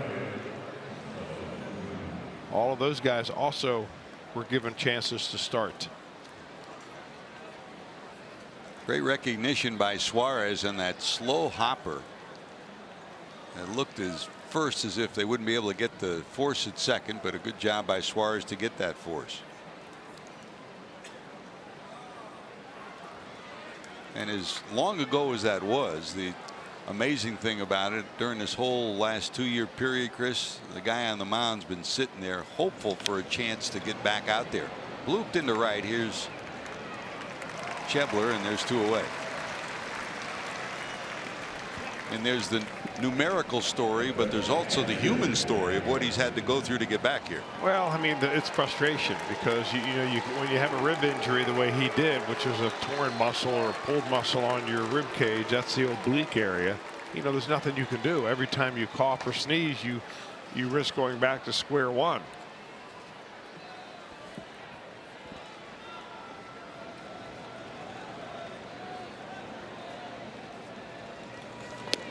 There's Molina. Yachty today struck out and then lined a sacrifice fly into left to plate the second run for the Cardinals. Now the Cardinals are dealing with the same kind of a story with Alex Reyes now.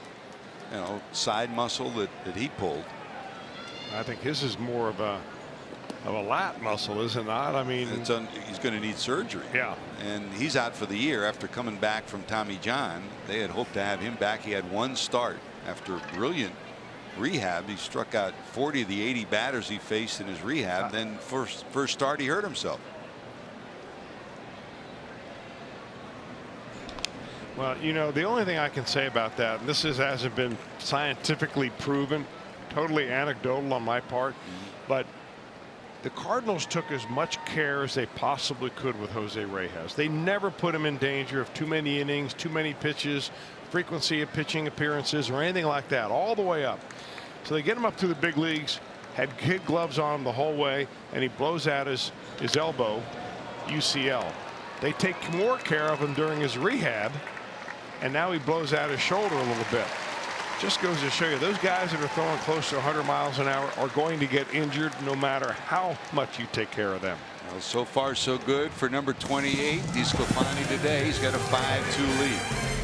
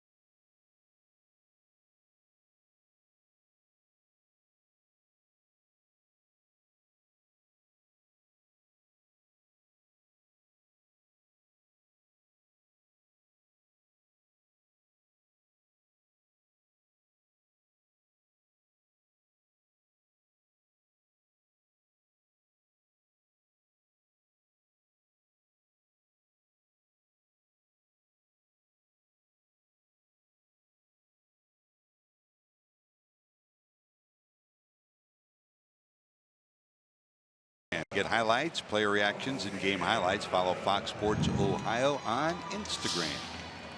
Great to have you with us. George Grant, Chris Welch, Jim Day, our entire crew, and a whole lot of fans enjoying a great day at the ballpark that now is being interspersed with some sprinkles that have made their way into downtown Cincinnati. Great to have down in the truck with us today Kent Dreamweaver, our producer, Brian Hunterman, our director, Jim Mueller supplying some graphics for us, and Kevin Penowit also with some highlights. Ziggy's got the pregame and postgame story. Matt Sigafus in charge of that with Ron Millenor, and great to have all of you with us for Reds baseball on this day.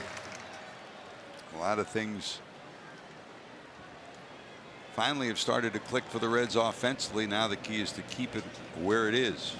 Myers, who took over for the starter Carlos Martinez, goes to work here in the 5th. 9 came to the plate for the Reds in the 4th. Peraza led off the inning, bouncing out. He's 0 for 2.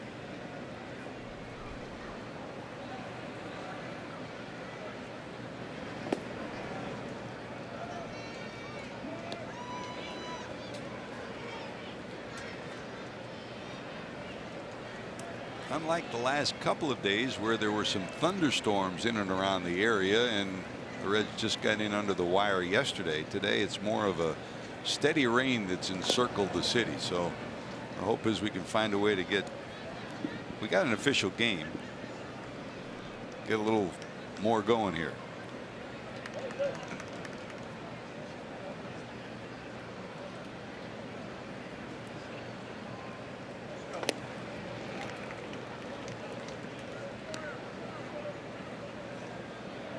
Full count, 3-2 to Peraza.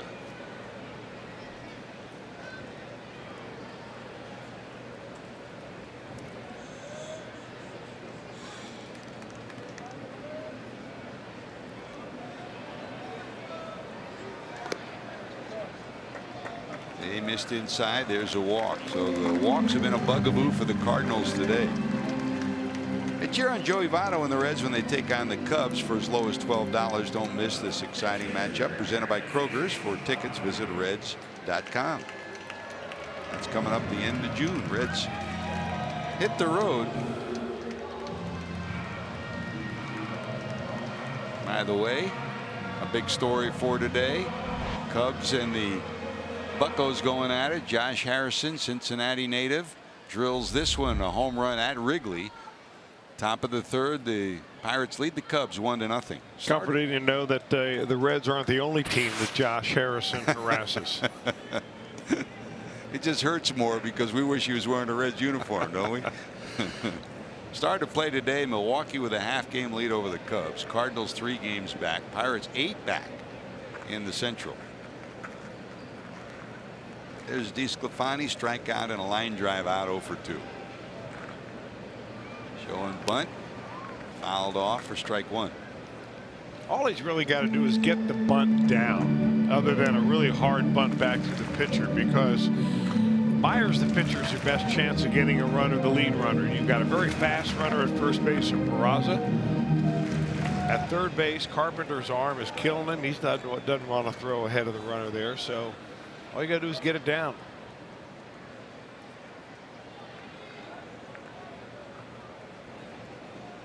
Peraza, good speed down at first. He stabs at that. They've got him off first, but Wong can't get there in time, and Peraza just does get back. You know, one of the fundamental mistakes that a lot of hitters, pitchers especially, look how low that bat is that Desclafani's holding. A bat completely level to the ground, parallel to the ground, and at the bottom of the strike zone. So anything above his waist, he's got to bring the bat up and jab at it.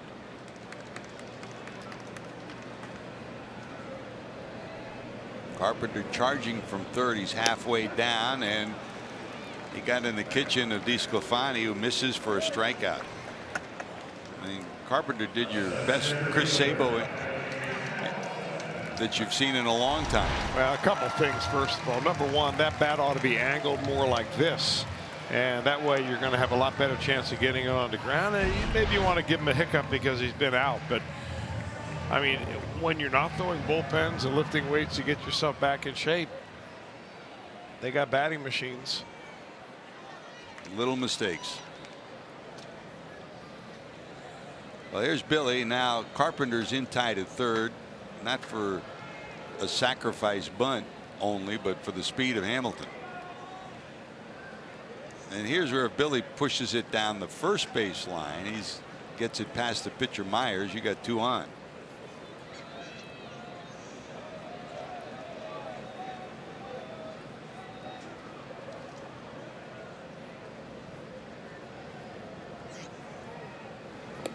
On the corner for a strike.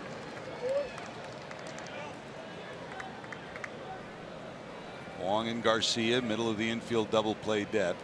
Hamilton steps out, looks at Billy Hatcher, rolls through some signs for him. Billy today tripled back in the third and scored on a ground out by Schebler, and he walked in the fourth.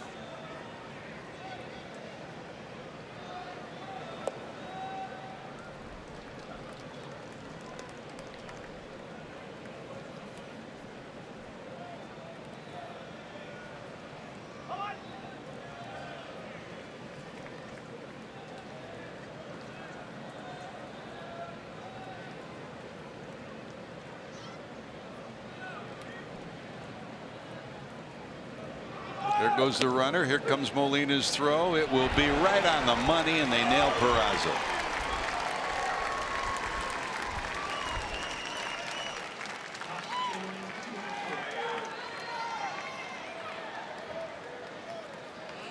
Not a great jump that time by Peraza, but a great throw by Yadier Molina. I mean, a fastball, and I mean, it's right on the money.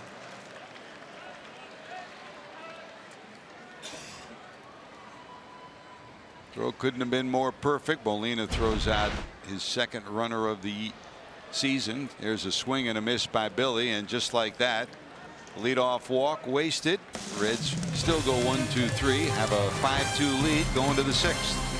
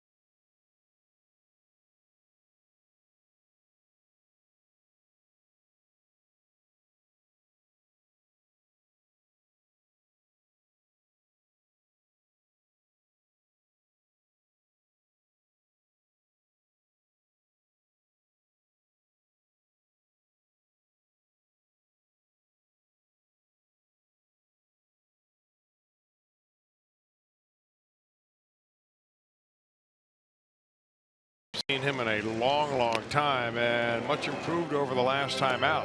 Had some early inning struggles his first game, but he came right out of the chute throwing strikes. In fact, he struck out a batter in the first inning, 2 in the second, and he's accumulated now 6 strikeouts. He's had a couple of ground ball outs and has been basically pounding the bottom of the zone, and right now owns a 5-2 lead. Smiling side of the scoreboard for the Reds, 5-2. Pitcher of record for the Cardinals, Carlos Martinez, 3 2/3, 4 hits, 5 runs. There's a bouncer. Votto can't get it. It's down the line. Rounding first, going to second will be Garcia. The throw will not be in time, and it's a leadoff double for Greg Garcia here in the 6th.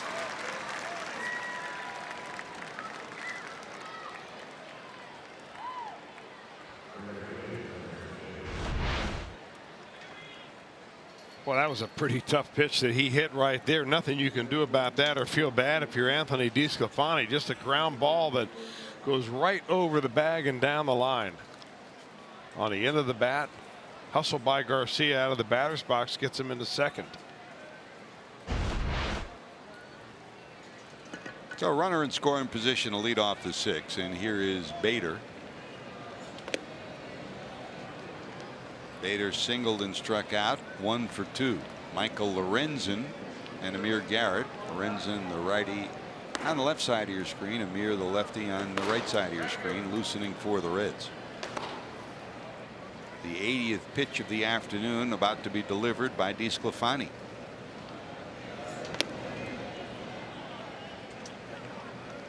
Just missing up and in, 2-0.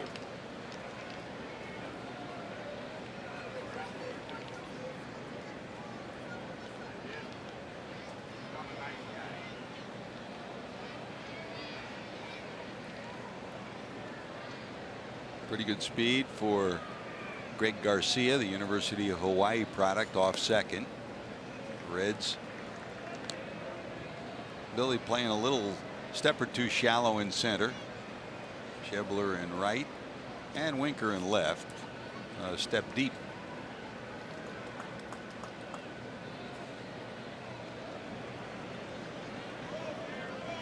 Here comes the 3-0 to Bader.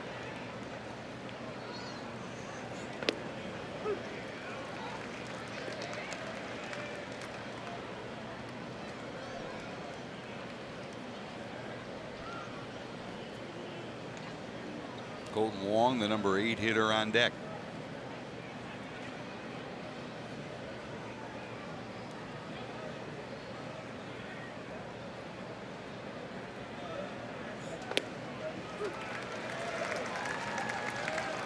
Battles back from 3-0. Full count, 3-2.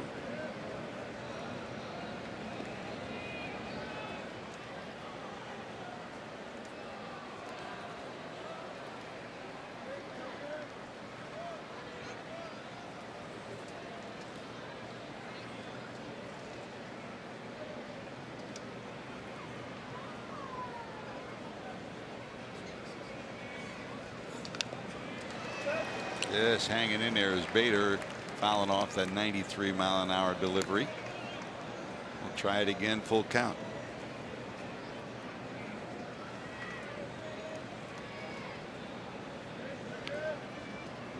Figure Jim Riggleman's game plan coming in, he'd be happy with 6 innings out of Desclafani today, Chris. I think he'd be happy out of 6 innings, 2 runs of every one of his starters every time out there.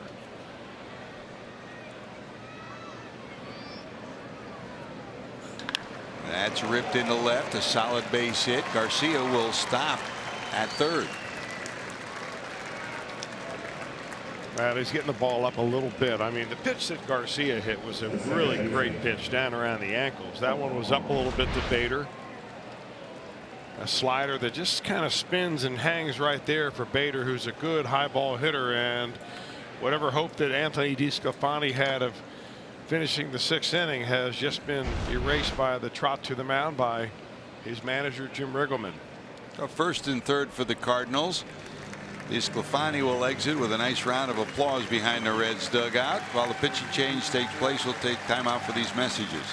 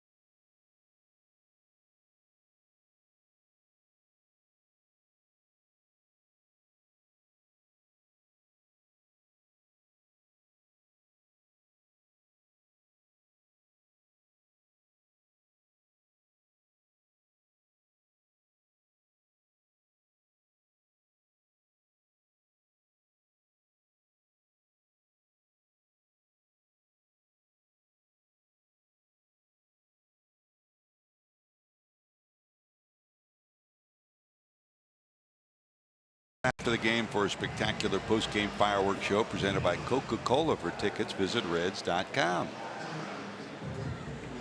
Having some fun at the ballpark this afternoon.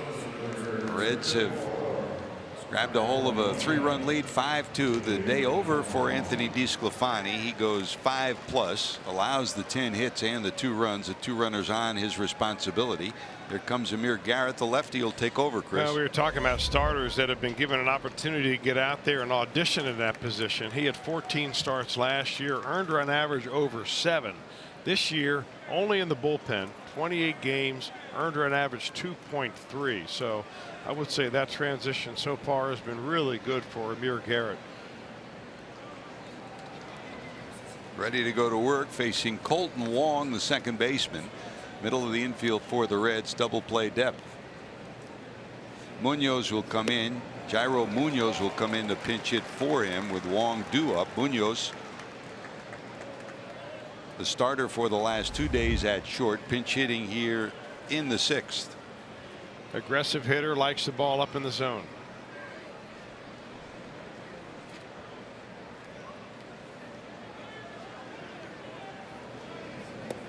Breaking ball, swing and a miss, 0-2. Nice slider. Probably asking himself, why did he swing at that? Because it's basically unhittable when he gets it in that particular spot. At least unhittable to hit it hard, fair somewhere. 1 hit, 9 at bats in the series for Munoz. It was a homer. This one blew down the right field line. Here comes Schebler, runner tagging at third. Schebler under it, and they'll hold the runner. The throw coming in. It kicks away, but Garrett is there, and it goes all the way into the dugout. The run will score. And Garrett, when jumping into the runway, down the stairs and into the runway to try to stop his momentum, he was there to back up, but the ball took a high hop and went right off the top of his glove. It took a high hop off the dirt area, got past the catcher Barnhart, and then all the way past Garrett, and all the way down the runway. Another look. Weird play here.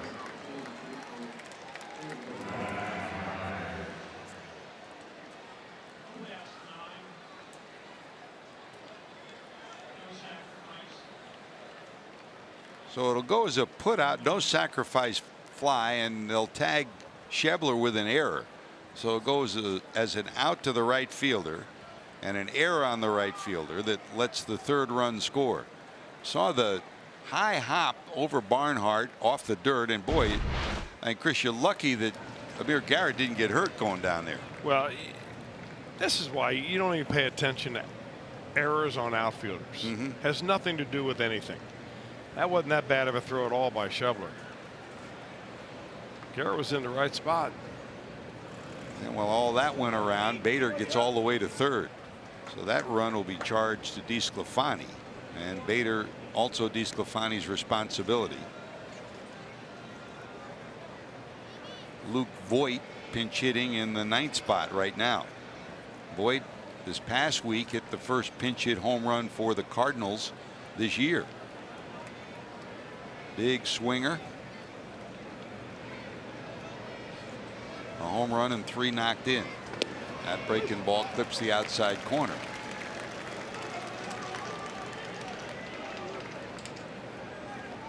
Lorenzen's still throwing in the Reds bullpen, and Brett Cecil has started to throw in the Cardinals bullpen.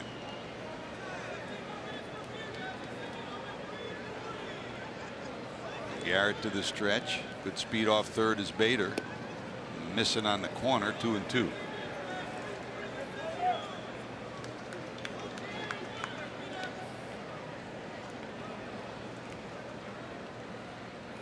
And on the fly ball to right, Oquendo was holding the runner at 3rd. They weren't going to send him, but as soon as it kicked away, they did. There's a bouncer. They've got the runner caught between 3rd and home.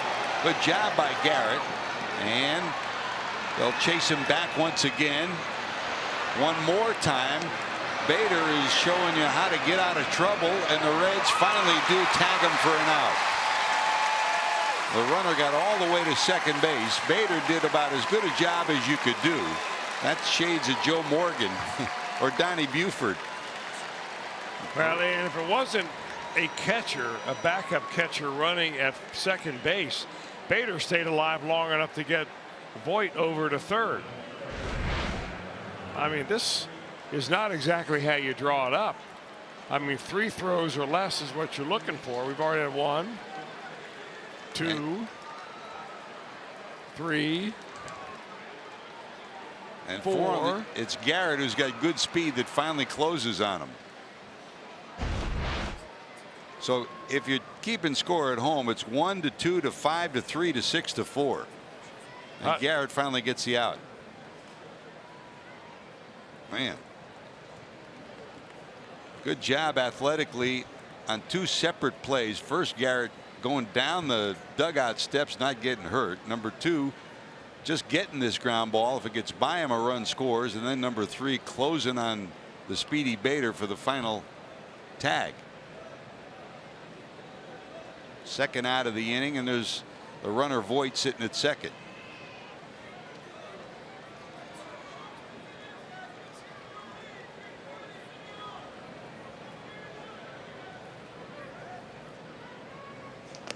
Back to the top of the order, Carpenter, with Voit sitting out at second, and the Reds overshifting to the right side against Carpenter.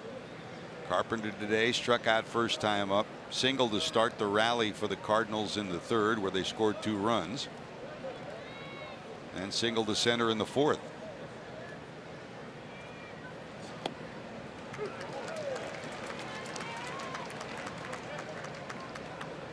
Well, Garrett's athletic ability is really impressive, isn't it, Chris?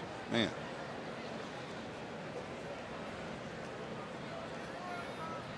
He's a competitor too. I mean, it's just not ability. I mean, he's a smart kid. He gets it. He understands what it takes work wise.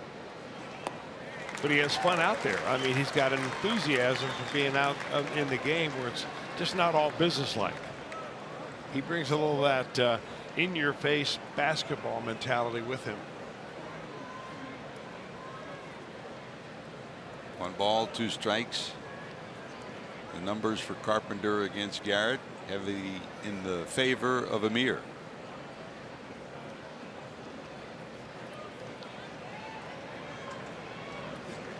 Nice block by Barnhart.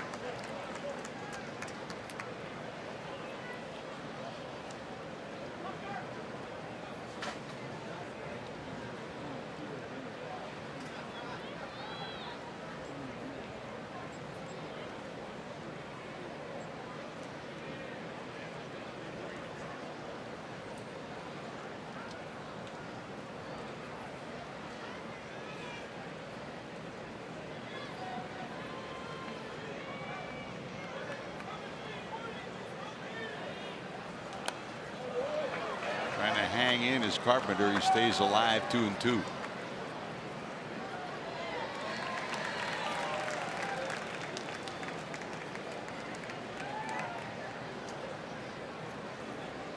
Not a heavy rain, but a drizzle falling on Great American Ballpark still here in inning number 6.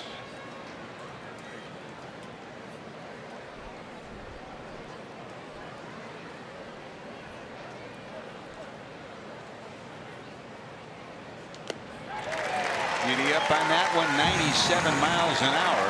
0 for 7 is Carpenter against Amir Garrett. Desclafani exits with the lead. Can the Reds keep it?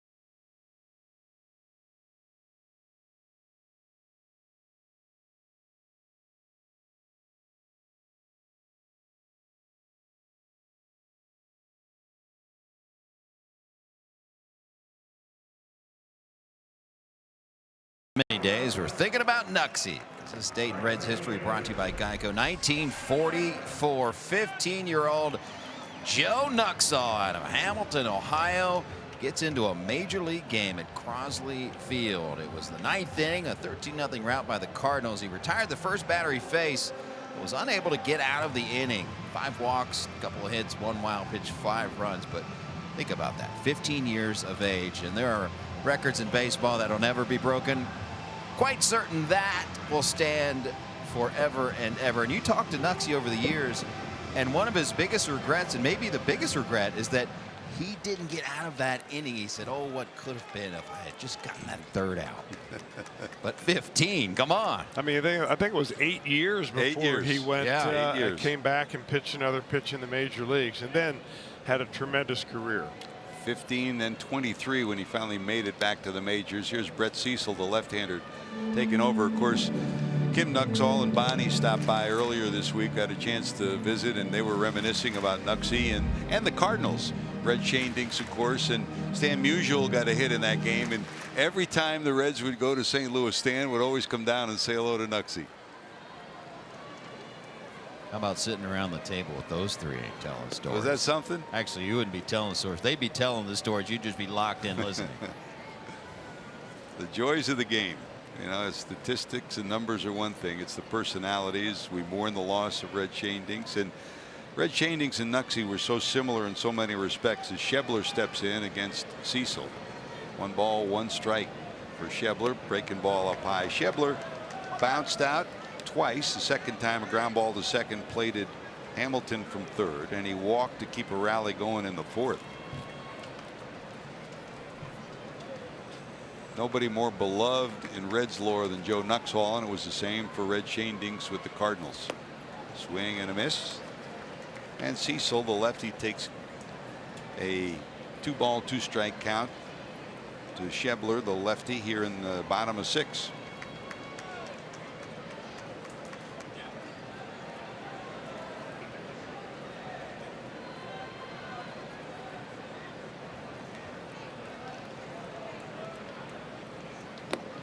High fastball, swing and a miss, out number 1, strikeout number 1 for Cecil.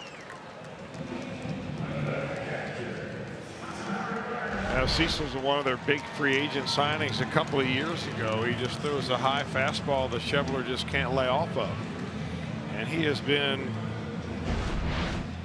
somewhat of a disappointment, to say the least, I think, for Cecil, although he did pitch in 73 games last year for him. Earned run average came down under 4.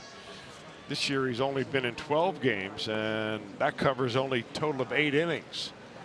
But they've got him for 2 more years. They signed him as a reliever, kind of a setup guy, to a $30 million 4-year deal. And they're still looking for other left-handers to fill out that complement in the bullpen. 1 ball, no strikes to Barnhart. Tucker, 2 walks and a run-scoring single. Some things have gone right for the Cardinals, some things wrong. Their bullpen is one that's gone wrong. The Reds bullpen better statistically and better performance than this Cardinal bullpen.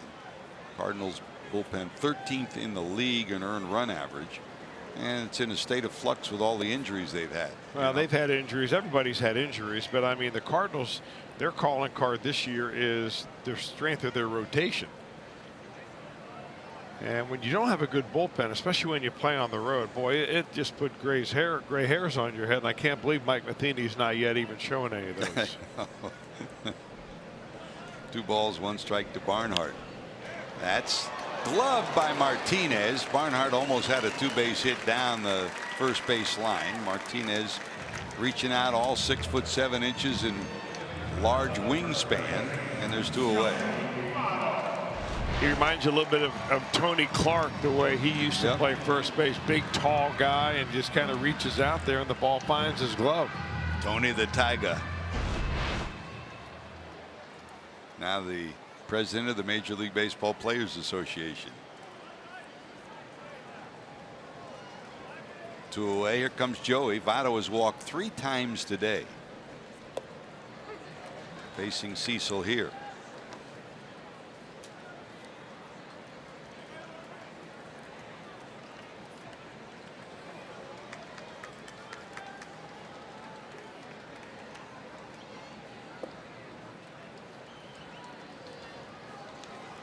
Bud Norris, of course, has taken over as the closer for the Cardinals, but still to rejoin this club. Matt Bowman, Greg Holland, both on the DL on rehab. Luke Gregerson on the DL, no rehab yet for him.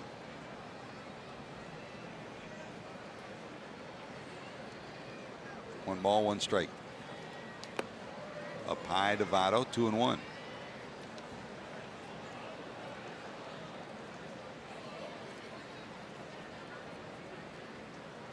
Another day where Scooter has delivered. Base hit in the fourth.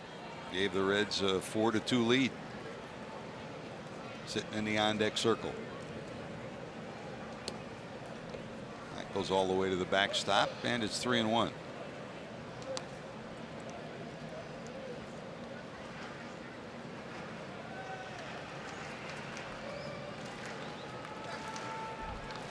Joey does a little house cleaning too.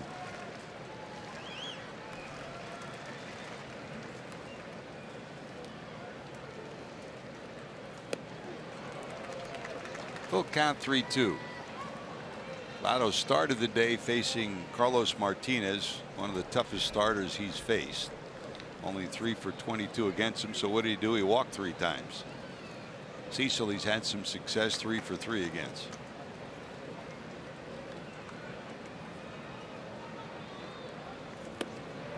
And there's a 4th walk for Joey Votto.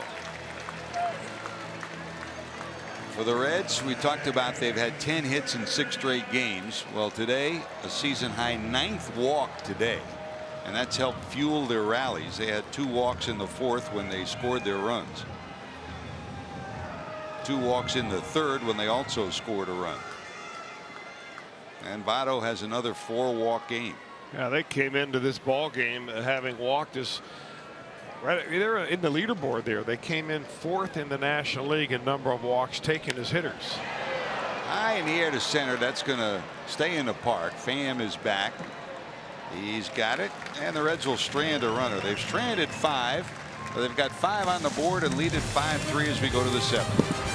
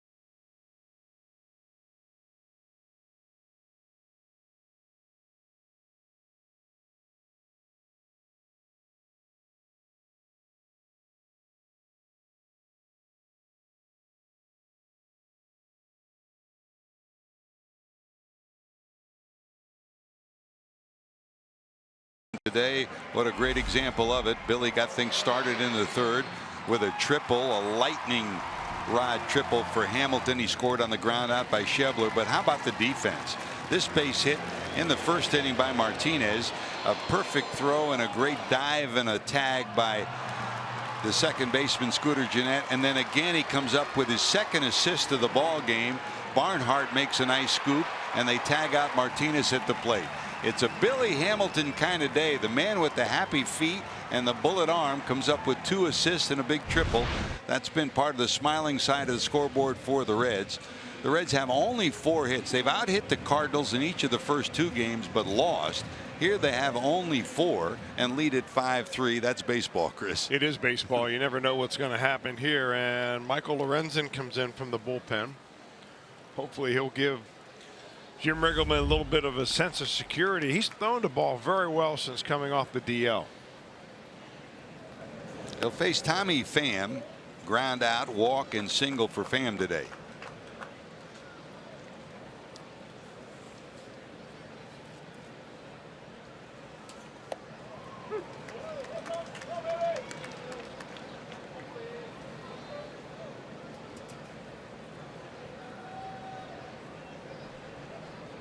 Pham, Martinez, and Osuna due up for the Cardinals. That breaking ball misses. If you joined us late, Anthony Desclafani started, went 5+ innings, 10 hits, 3 runs, 2 of them earned, 6 strikeouts, 2 walks, 85 pitches. Carlos Martinez started for the Cardinals. Second start after coming off the DL. He went only 4 innings his first one. Here he goes 3 2/3. 4 hits, 5 runs, 5 strikeouts, but 7 walks and a hit batter. Your report card on Desclafani today. Well, I think he just ran out of gas, George, a little bit. And I thought he threw the ball exceptionally well. Early on, his command was exceptional. Pham to center. Billy has it, 1 away.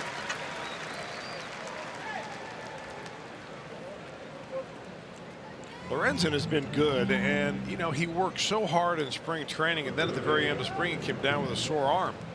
So they shut him down for a while. He's going to throw that ball back because it was out around. I got to talk to him about that. We can make those kind of baseballs really move. Just have to know what you're doing. Back when you played, you wanted any scuff or any dirt you had on a ball. Now every ball exits as soon as it hits the dirt. Yeah. Different world, isn't it? Here's Jose Martinez. This one drilled towards left. It's going to be off the wall.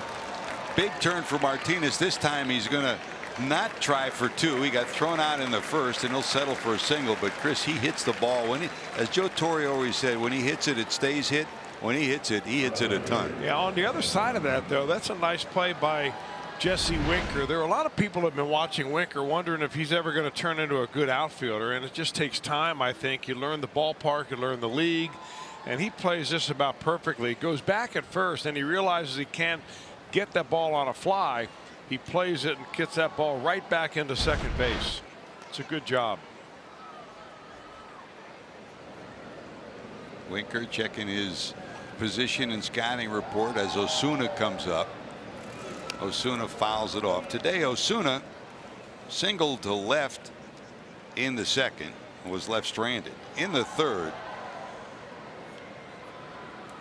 with the bases loaded, he hit a bullet to left. Winker made a leaping effort. At first it was called an out. The ball caromed off the back of the fence and was lodged into the glove of Winker. After a review, it was ruled a base hit, so 1 run scored. And I think you hit the nail on the head when you said it then, Chris. That was what replay was designed for. It was used properly. It didn't help the Reds in that situation, but they got the call right. Yeah. Take another look. Really odd play. How often do you see a ball hit the fence and then go down into an outfielder's glove that is open back towards the field? I mean, just the timing was perfect. You'd never be able to see that if you were an umpire near the infield with your, the naked eye. That's why that replay came in and changed everything. Now, if it hits the back of your glove and stays in the glove, it's an out. But here it hit just above the fingertips of the glove, rolled into the glove. And they got it right back in New York. 3 balls, 1 strike to Osuna. Popped up. Is there going to be room for Votto? Peering up into a cloudy sky. He'll haul it in. Big out. George, every time that Joe Dieters comes up here into the TV booth, I'm a little worried that they're finally catching up with me. But fortunately, this time he just comes up to have a little social visit. Big time Reds fan. And we welcome the Hamilton County prosecutor up here to say hello. Hey, Joe, those handcuffs for Welsh? No, I guess not. He just wants an ice cream. He's no dummy. He knows where to come for the ice cream. Here's Molina, as usual, greeted with a boo. Yachty today struck out, lined to left. The sacrifice fly plated the second run for the Cardinals, and then fly to right last time up.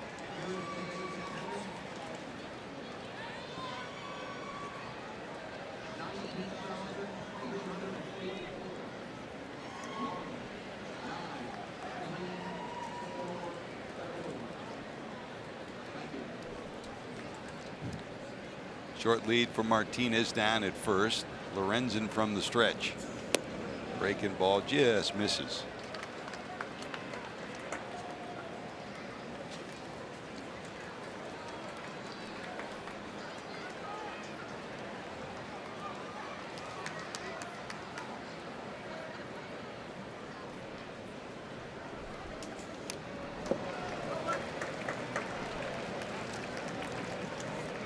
One ball, 2 strikes to the Cardinal catcher.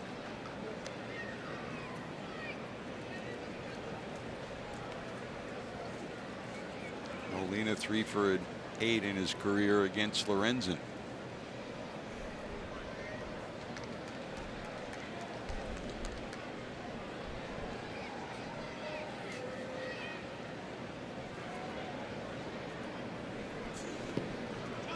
And the dirt 2-2.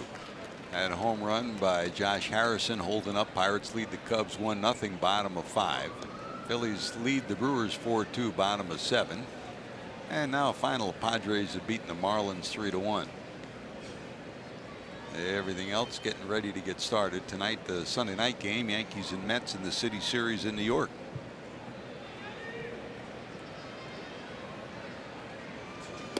Swing and a miss. Lorenzen gives up a base hit, but ends up with a no harm 7th inning. Bottom of 7 we go. Suarez leads it off. Reds have a 5-3 lead, and we'll keep it here for God Bless America at Great American Ballpark.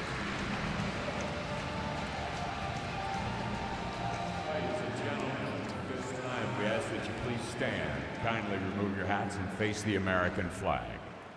Major League Baseball, the Reds and the Cardinals salute the men and women of our armed forces, as well as those who serve to protect in our local police and fire departments. At this time, please help us honor these brave men and women and all our veterans of service, and welcome Ben Walls as he leads us in the singing of God Bless America. God bless America, land that I love. Stand beside her and guide her through the night with the light from above.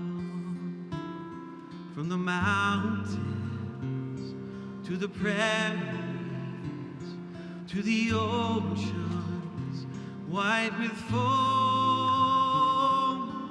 God bless America, my home, sweet home.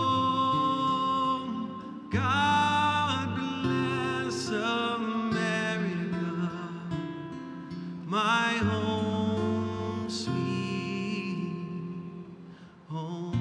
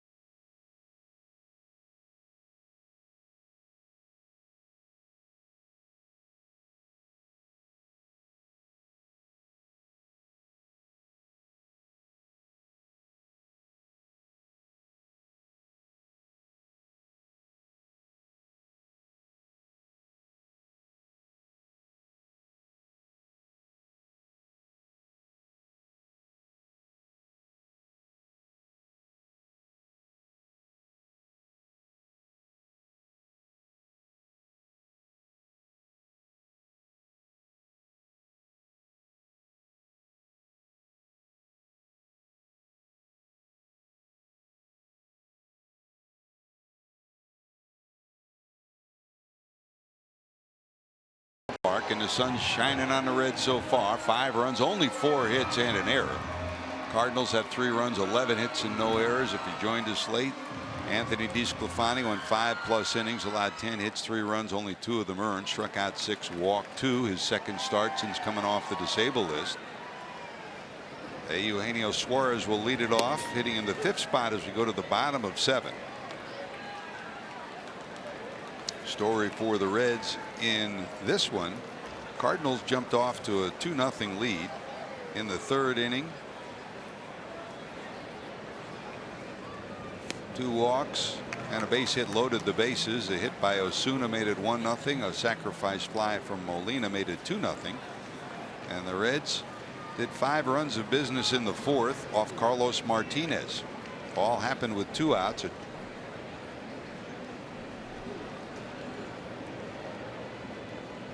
3 walks, base hit by Barnhart, wild pitch, a base hit by Scooter, and a base hit by Suarez, and the Reds had a 5-2 lead.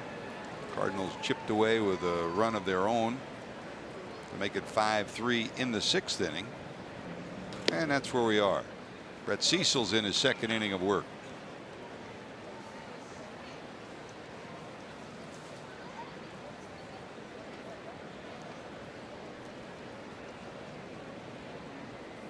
Cecil allowed a walk in the 6th in relief of Myers, who came in after Carlos Martinez only went 3 2/3, 4 hits, 5 runs, 5 strikeouts, 7 walks in a hit batter.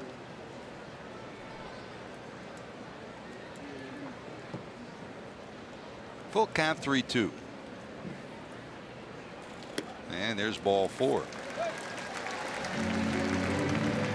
Now a quick message from Miami Valley Gaming. Get ready to get lucky.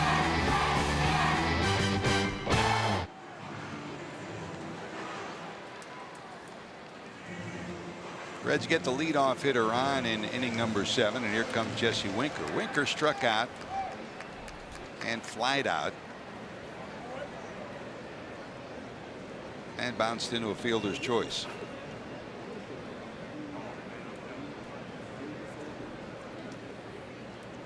College baseball today. Auburn has defeated Florida 3-2.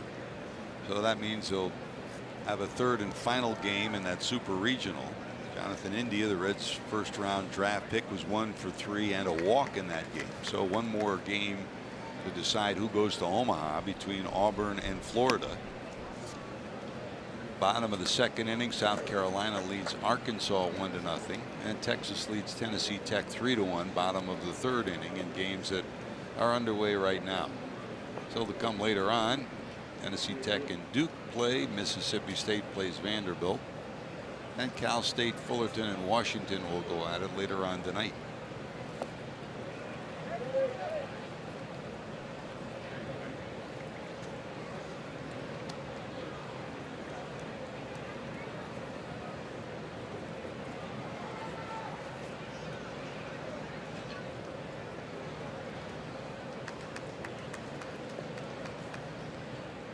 Short lead for Suarez down at first. 2-0 to Winker.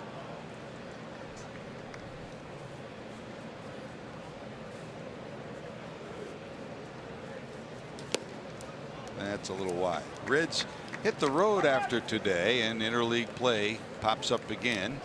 The Reds head to Kansas City. Sal Romano will get the ball on Tuesday after an off day tomorrow against Ian Kennedy. Tyler Malley will go Wednesday against Jason Hamill. Reds live 7:30 both days. Game time a little after 8. And back-to-back walks, not what Mike Matheny wanted to see from Cecil today. Well, they're just trying to get through this inning without any major damage, and they're able to get back in the game a little bit. And Cecil's the guy that against the Reds has just had a horrible time. This is his 9th appearance against the Reds. All of those other ones occurred last year. He's not been in a game this year against the Reds, but his earned run average is out of control against the Reds, over 7. He's given up 21 hits in 14 innings, and now given up 6 walks in addition. And that's the 8th straight ball that he's thrown. 1 ball, no strikes to Jose Peraza. Peraza struck out, grounded out, and walked. And was out trying to steal. Michael Lorenzen has moved into the on-deck circle. He's in the pitcher spot, 8th in the lineup.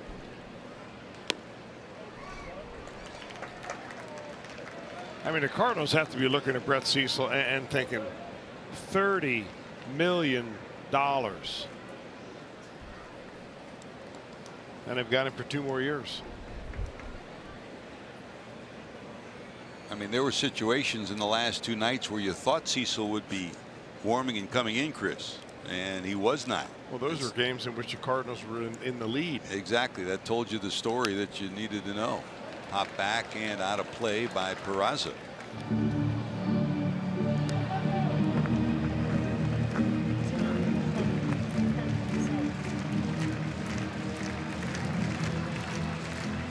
Two balls, 1 strike.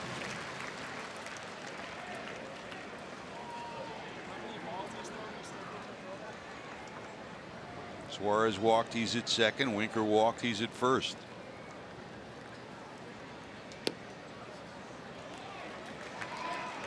This and wide, and it's 3-1.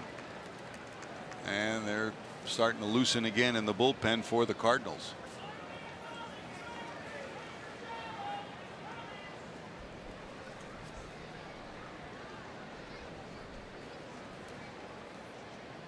Brebbia is starting to loosen, the right-hander. Slap foul, that'll be out of play.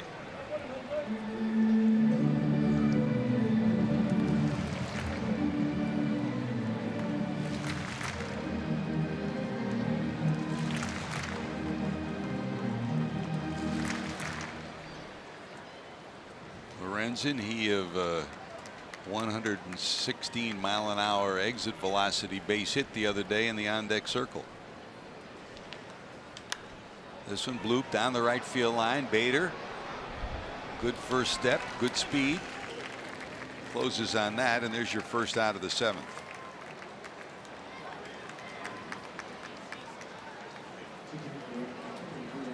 Adam Duvall will come in to pinch hit for Lorenzen. So Lorenzen's 1 inning of work with 1 hit allowed will be his exit as we go to the 8th inning.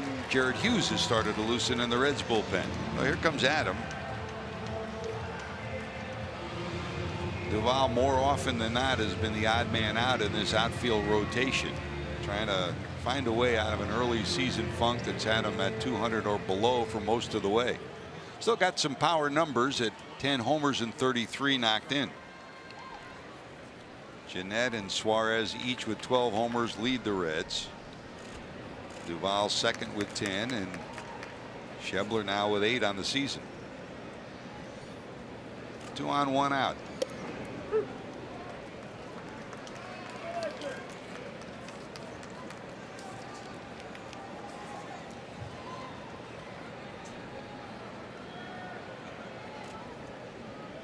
Duvall 1 for 2 in his matchups with Cecil in his career.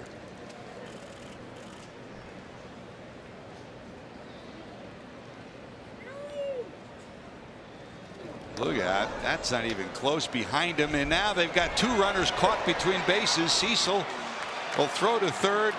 The end result of this will be an out, and the Reds will be left with only a runner at second base. A toot bland. Second one in this series.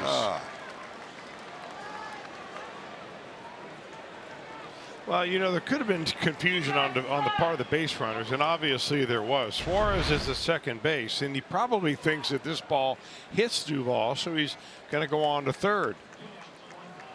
Take another look at it, but watch Winker over here in this part of your screen. Does he make a move is the question. And I think he forced the issue, Winker did, when Suarez looked back and saw Winker going into second base. He was basically forced out there. It doesn't matter if he stayed. Winker would have been tagged out there, both on the bag. Just another base running gaffe. Mike Maddox out to talk to Cecil. And, you know, Chris, with the new ballparks now, and in most cases, the back wall is only 40, 45, at the most 50 feet from home plate.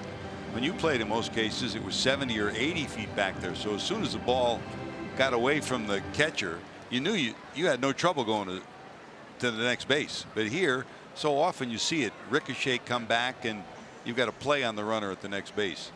The smaller parks have well, if changed. you see it often enough and you play here often enough, like the home team, you would be aware of that when you're running the bases, presumably.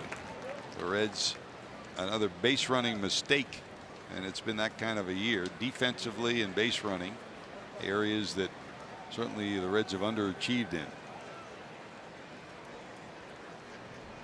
That's 1 ball and 2 strikes to the Reds pinch hitter Adam Duvall, with Winker sitting at second.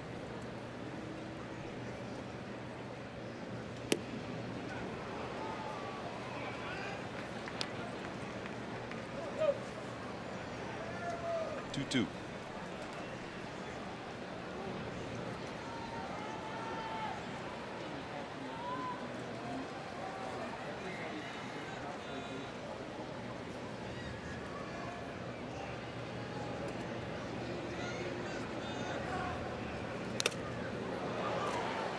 Fouled off the mask of Molina. And we'll try it again. 2 balls, 2 strikes.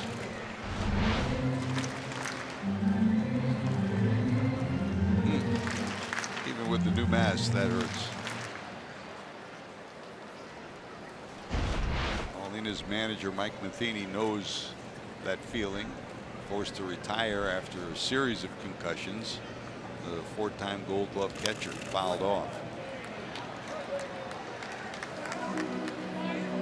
And the other interesting part of that story, talking to Matheny this week, Mike Matheny played for Bill Freehan in college. They became very close. Freehan gave him so many words of advice on the field and off. And Bill Freehan's grandson was a draftee of the Detroit Tigers.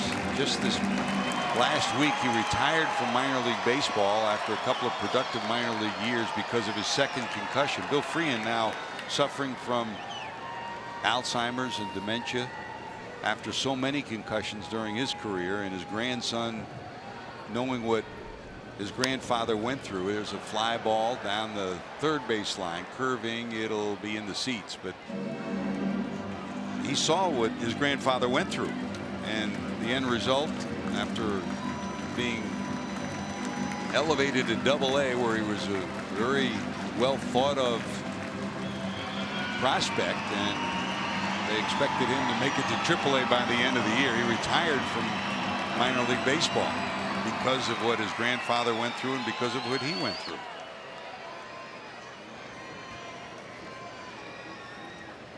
Two balls, 2 strikes. Line drive, base hit. Here comes Winker around third. He's going to score. The Reds get an insurance run, 6-3.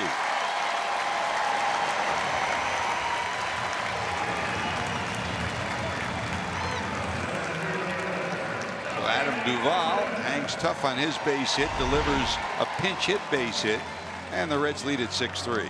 Well, he went down to get a pretty good pitch right there from Brett Cecil. Curveball down and away, and he was looking down and gets it right over the head of the shortstop.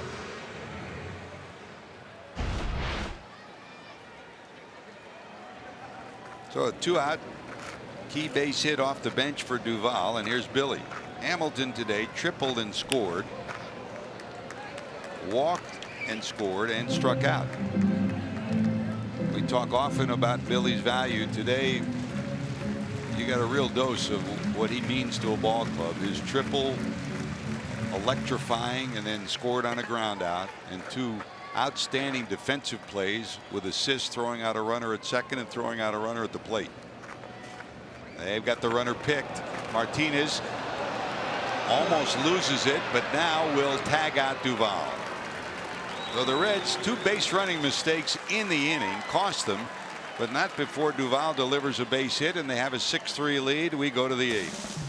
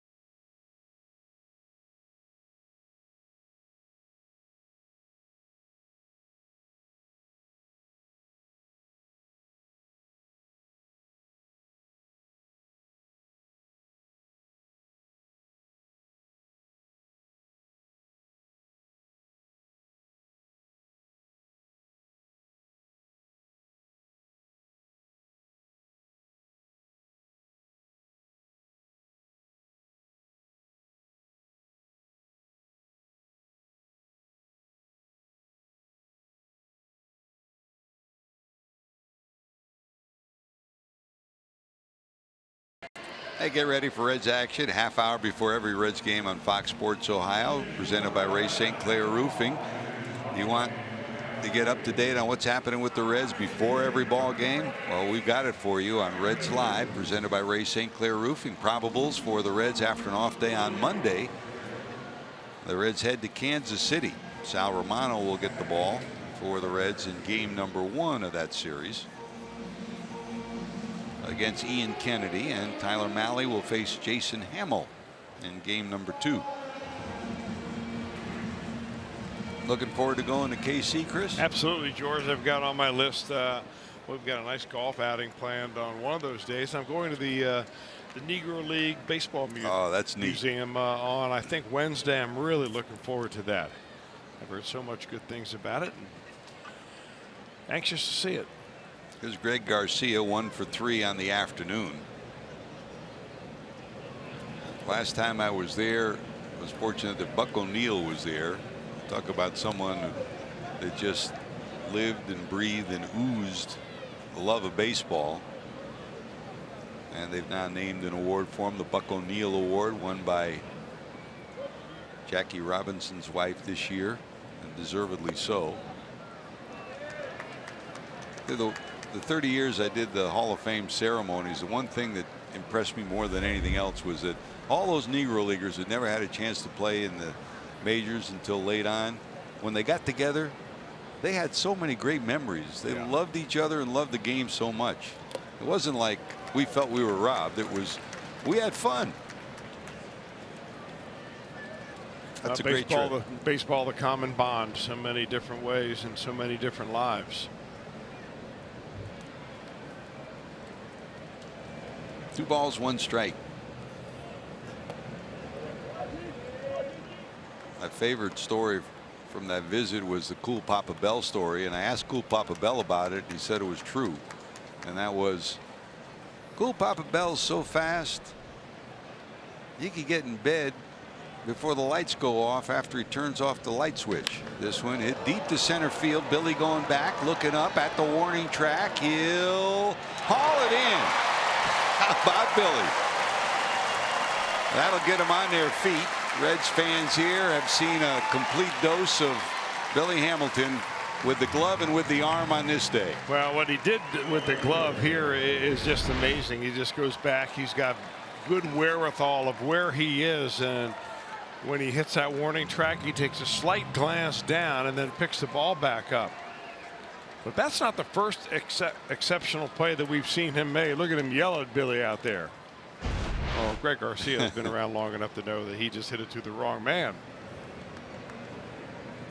I thought the play that he made earlier in the game, George, is just incredible. And when you start measuring how far he had to go from here all the way into right field, and now he bounces off his glove.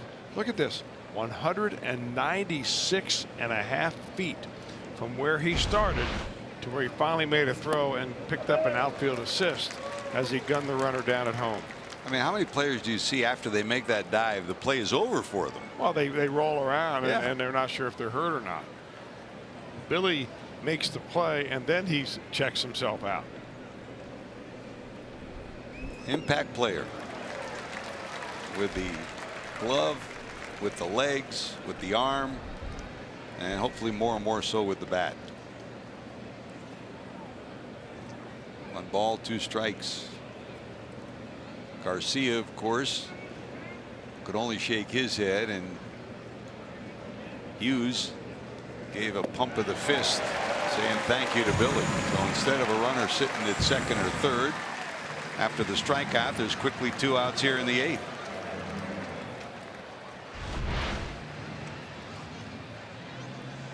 Man, oh man, how do you throw a 92-mile-an-hour pitch that dives that much?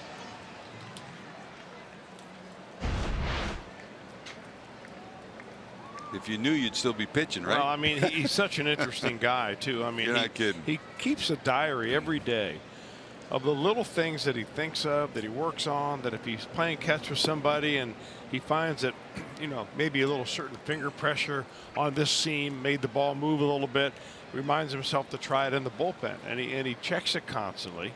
There are a lot of guys over the years that have kept diaries. I'm not so sure anybody keeps them quite as thorough as does Jared Hughes.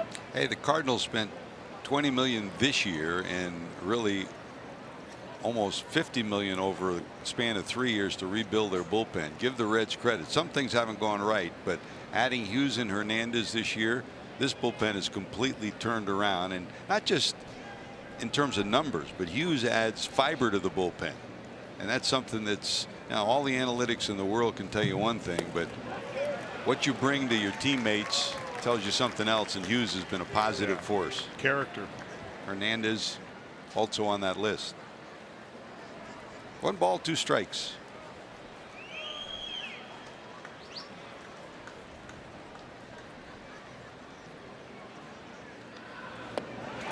Jared Hughes has a 1-2-3-8 thanks to Billy. Bottom of 8 we go. Reds lead it 6-3.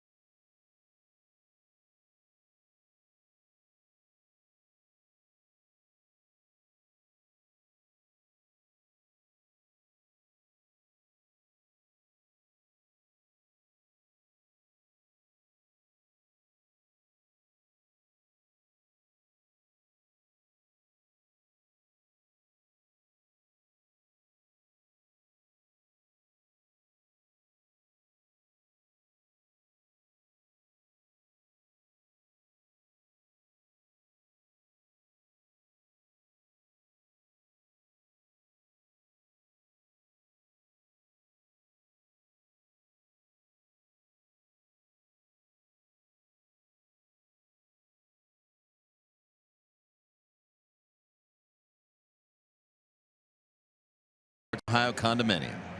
It is awaiting us to put a capper on this one. It's Reds Live, the postgame edition. It's brought to you by Performance Kings Honda, and I'll be making my way down amongst the people as we'll have a postgame party at the set. Chris Welsh not invited. JD, what a weekend, boy.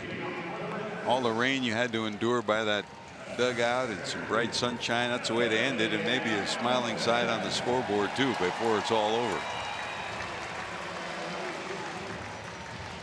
Still look pretty sharp though for all the inclement weather you've been through. Well, just toughing it out. Sweaty kind of day, but what are you going to do? Reds Live post game coming your way. You'll hear from the manager before anybody else. You'll hear from everybody in the clubhouse, and 3 more outs to get for the Reds. Billy, who was at the plate when the runner was picked off, back at the plate here. Showing bunt, takes a strike.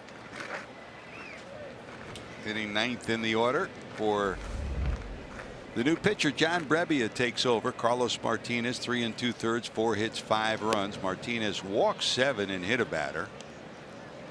Myers, Cecil, and now Brebbia here in the 8th.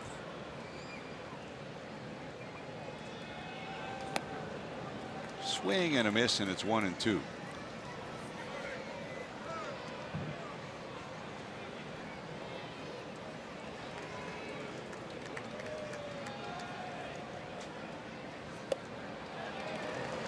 Billy retired. There's your first out of the 8th inning. Now we've sat here the last 2 nights, Chris. There's Jed Jerko into the game over at the Cardinals side for the Reds. Schebler will come to the plate. last 2 days, Chris, the Reds have out hit the Cardinals, couldn't come up with a win. Here the Cardinals have 11 hits, the Reds only 5, and thanks to some walks and some electrifying base running by Billy, they've got a 6-3 lead. Well, that 4 spot in the 4th inning is the difference in this ball game.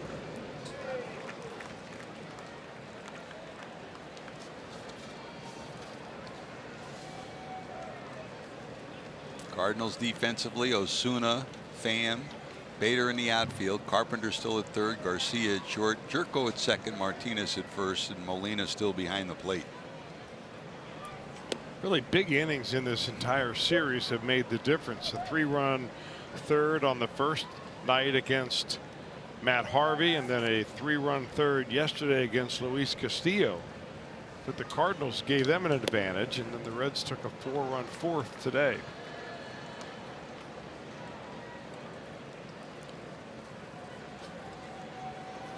And we said it at the beginning of the series, the Cardinals are a different team when they hit home runs. 2 games they hit home runs, and they won the first 2 so far.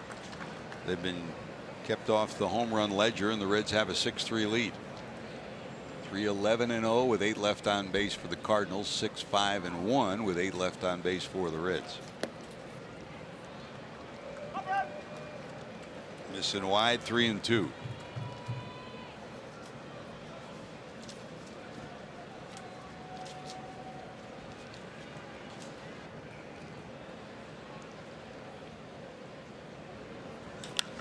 High in the air to right. Didn't get enough of it, though. Bader at the edge of the warning track will squeeze it.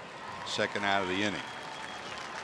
Don't forget, you can cheer on Joey Votto and your Reds when they take on the Cubs for as low as $12. Don't miss this exciting matchup presented by Kroger. For tickets, visit Reds.com.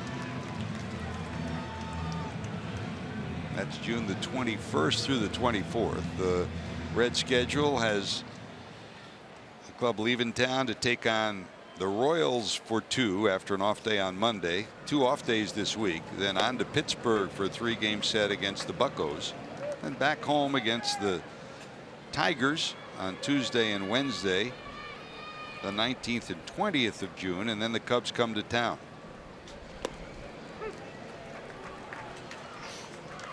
There's Tucker, 2 walks, a run scoring base hit, and a bounce out.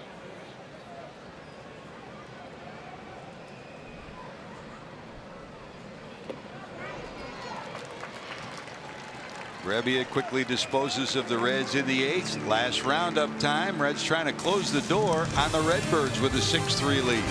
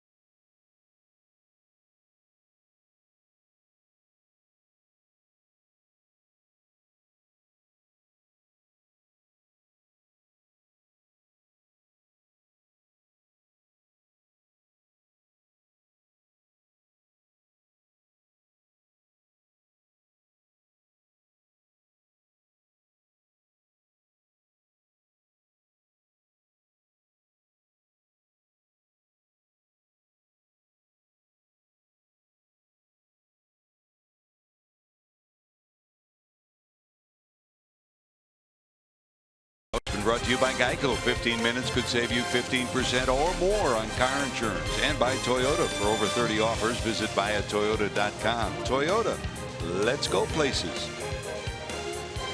Travel along the concourse with us as the fans are heading to the condominium. Jim Day on his way there, hopefully with a smiling scoreboard story of this one. Reds 6-5-1. The Cardinals 3-11-0. Each team has left 8. And we go to the 9th. Jared Hughes will try to clean things up after a 1-2-3 8th inning. Hughes will face the bottom of the order, then the top of the order. Jerko came in at second in the pitcher spot, takes over to lead it off here in the top of inning number 9. Jerko 2 for 13 against Hughes in their previous matchups.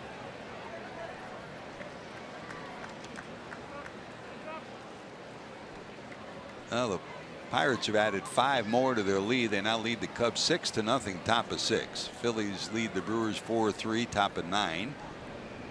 Padres beat the Marlins 3-1. Underway finally. Diamondbacks lead the Rockies 1-0, bottom of 4. Giants and Nationals just scoreless in the second. Same thing for the Braves and the Dodgers.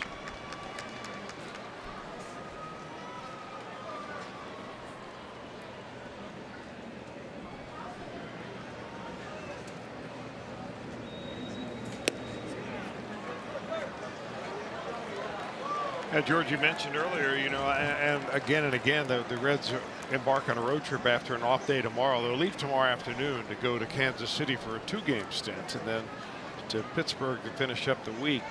We don't get to go to Kansas City that much. No. They're the natural rival for the Cardinals. And they're like the Indians playing the Reds. They play them each and every year. 2 games home, 2 games on the road. We get to go to Kansas City, and besides barbecue, you know, the Negro Leagues Museum is the place to be. And we have for you a very special treat. If you're not going to Kansas City, you go watch us on Fox Sports Ohio.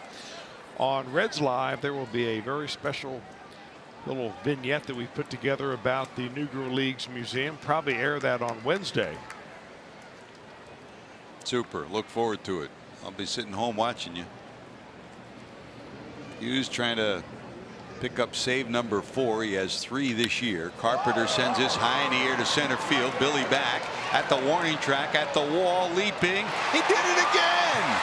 Billy Hamilton picks one off the top of the wall, and Carpenter, all he can do is look out at center field and head back to the dugout.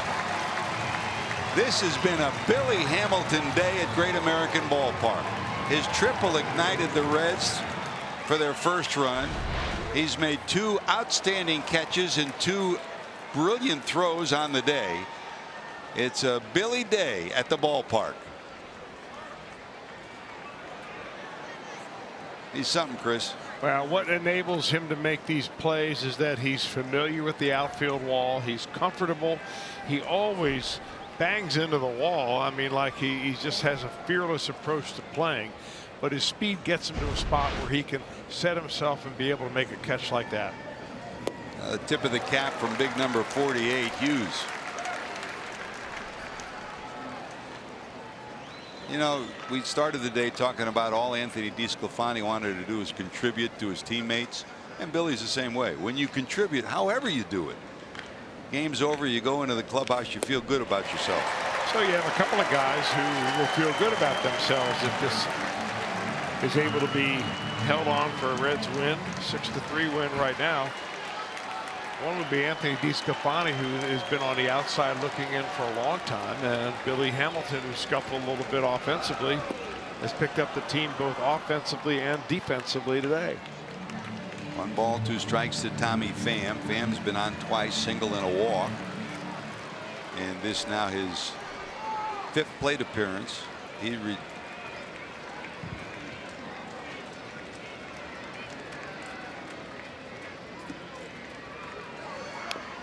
That hit the bat.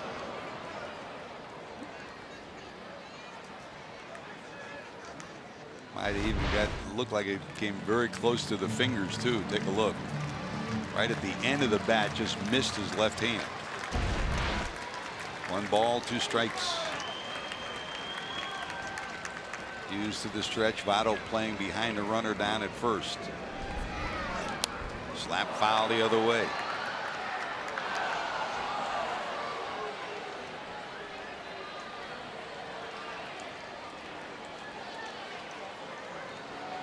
Big batter here, because sitting in the on-deck circle is a guy who's been poison to the Reds for the last 2 years.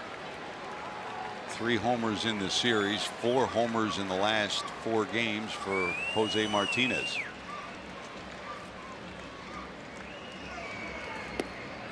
Yes, missing 2-2.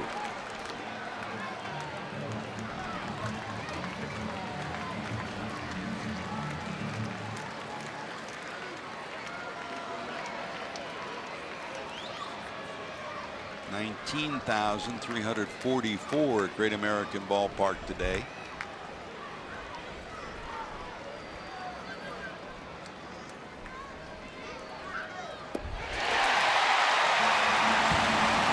And the ones wearing Reds red gave you that cheer.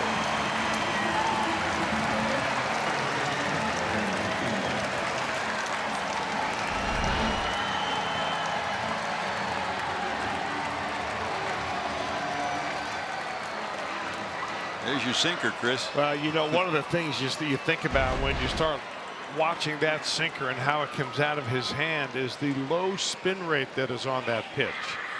And that's one reason why it sinks so much. I'm not sure how Jared Hughes is able to kill that spin rate, but boy, oh boy, does he have some sinker.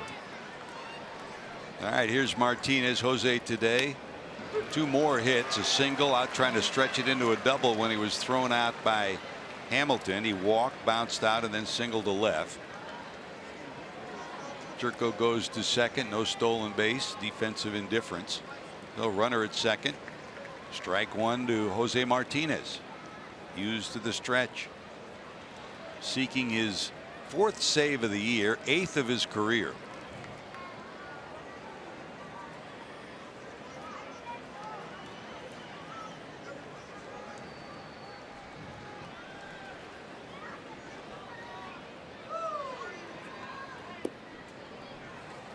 One and one.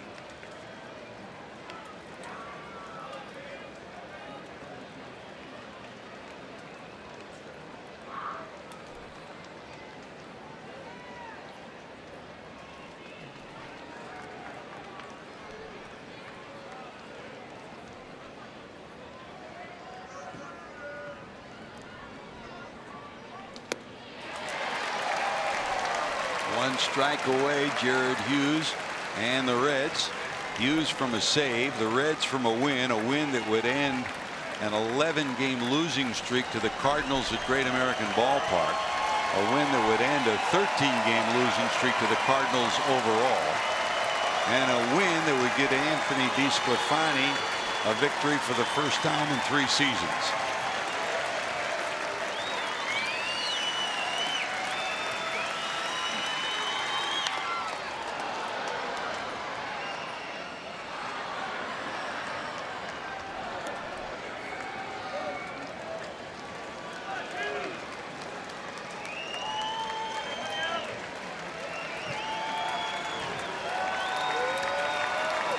Reds fans on their feet trying to cheer out the final out from Hughes.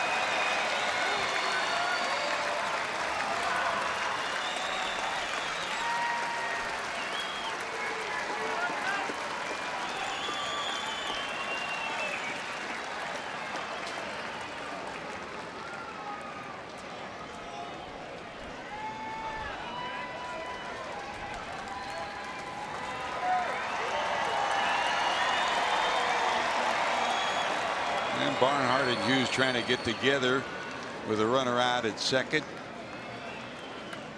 Martinez steps out. Barnhart goes out to talk to his big righty.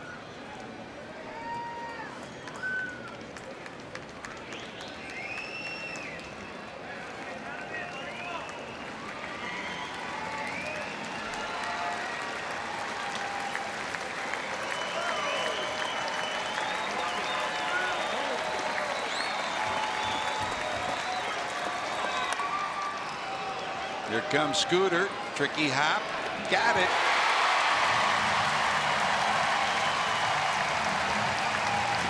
Three hours and 22 minutes of a smiling scoreboard, and the fireworks go off at Great American Ballpark. What a day for Billy Hamilton. What a day for Anthony Desclafani. Whole lot more to talk about in this one as the Reds end their losing scheme against the Cardinals. Reds win at 6-3. Back with more after this.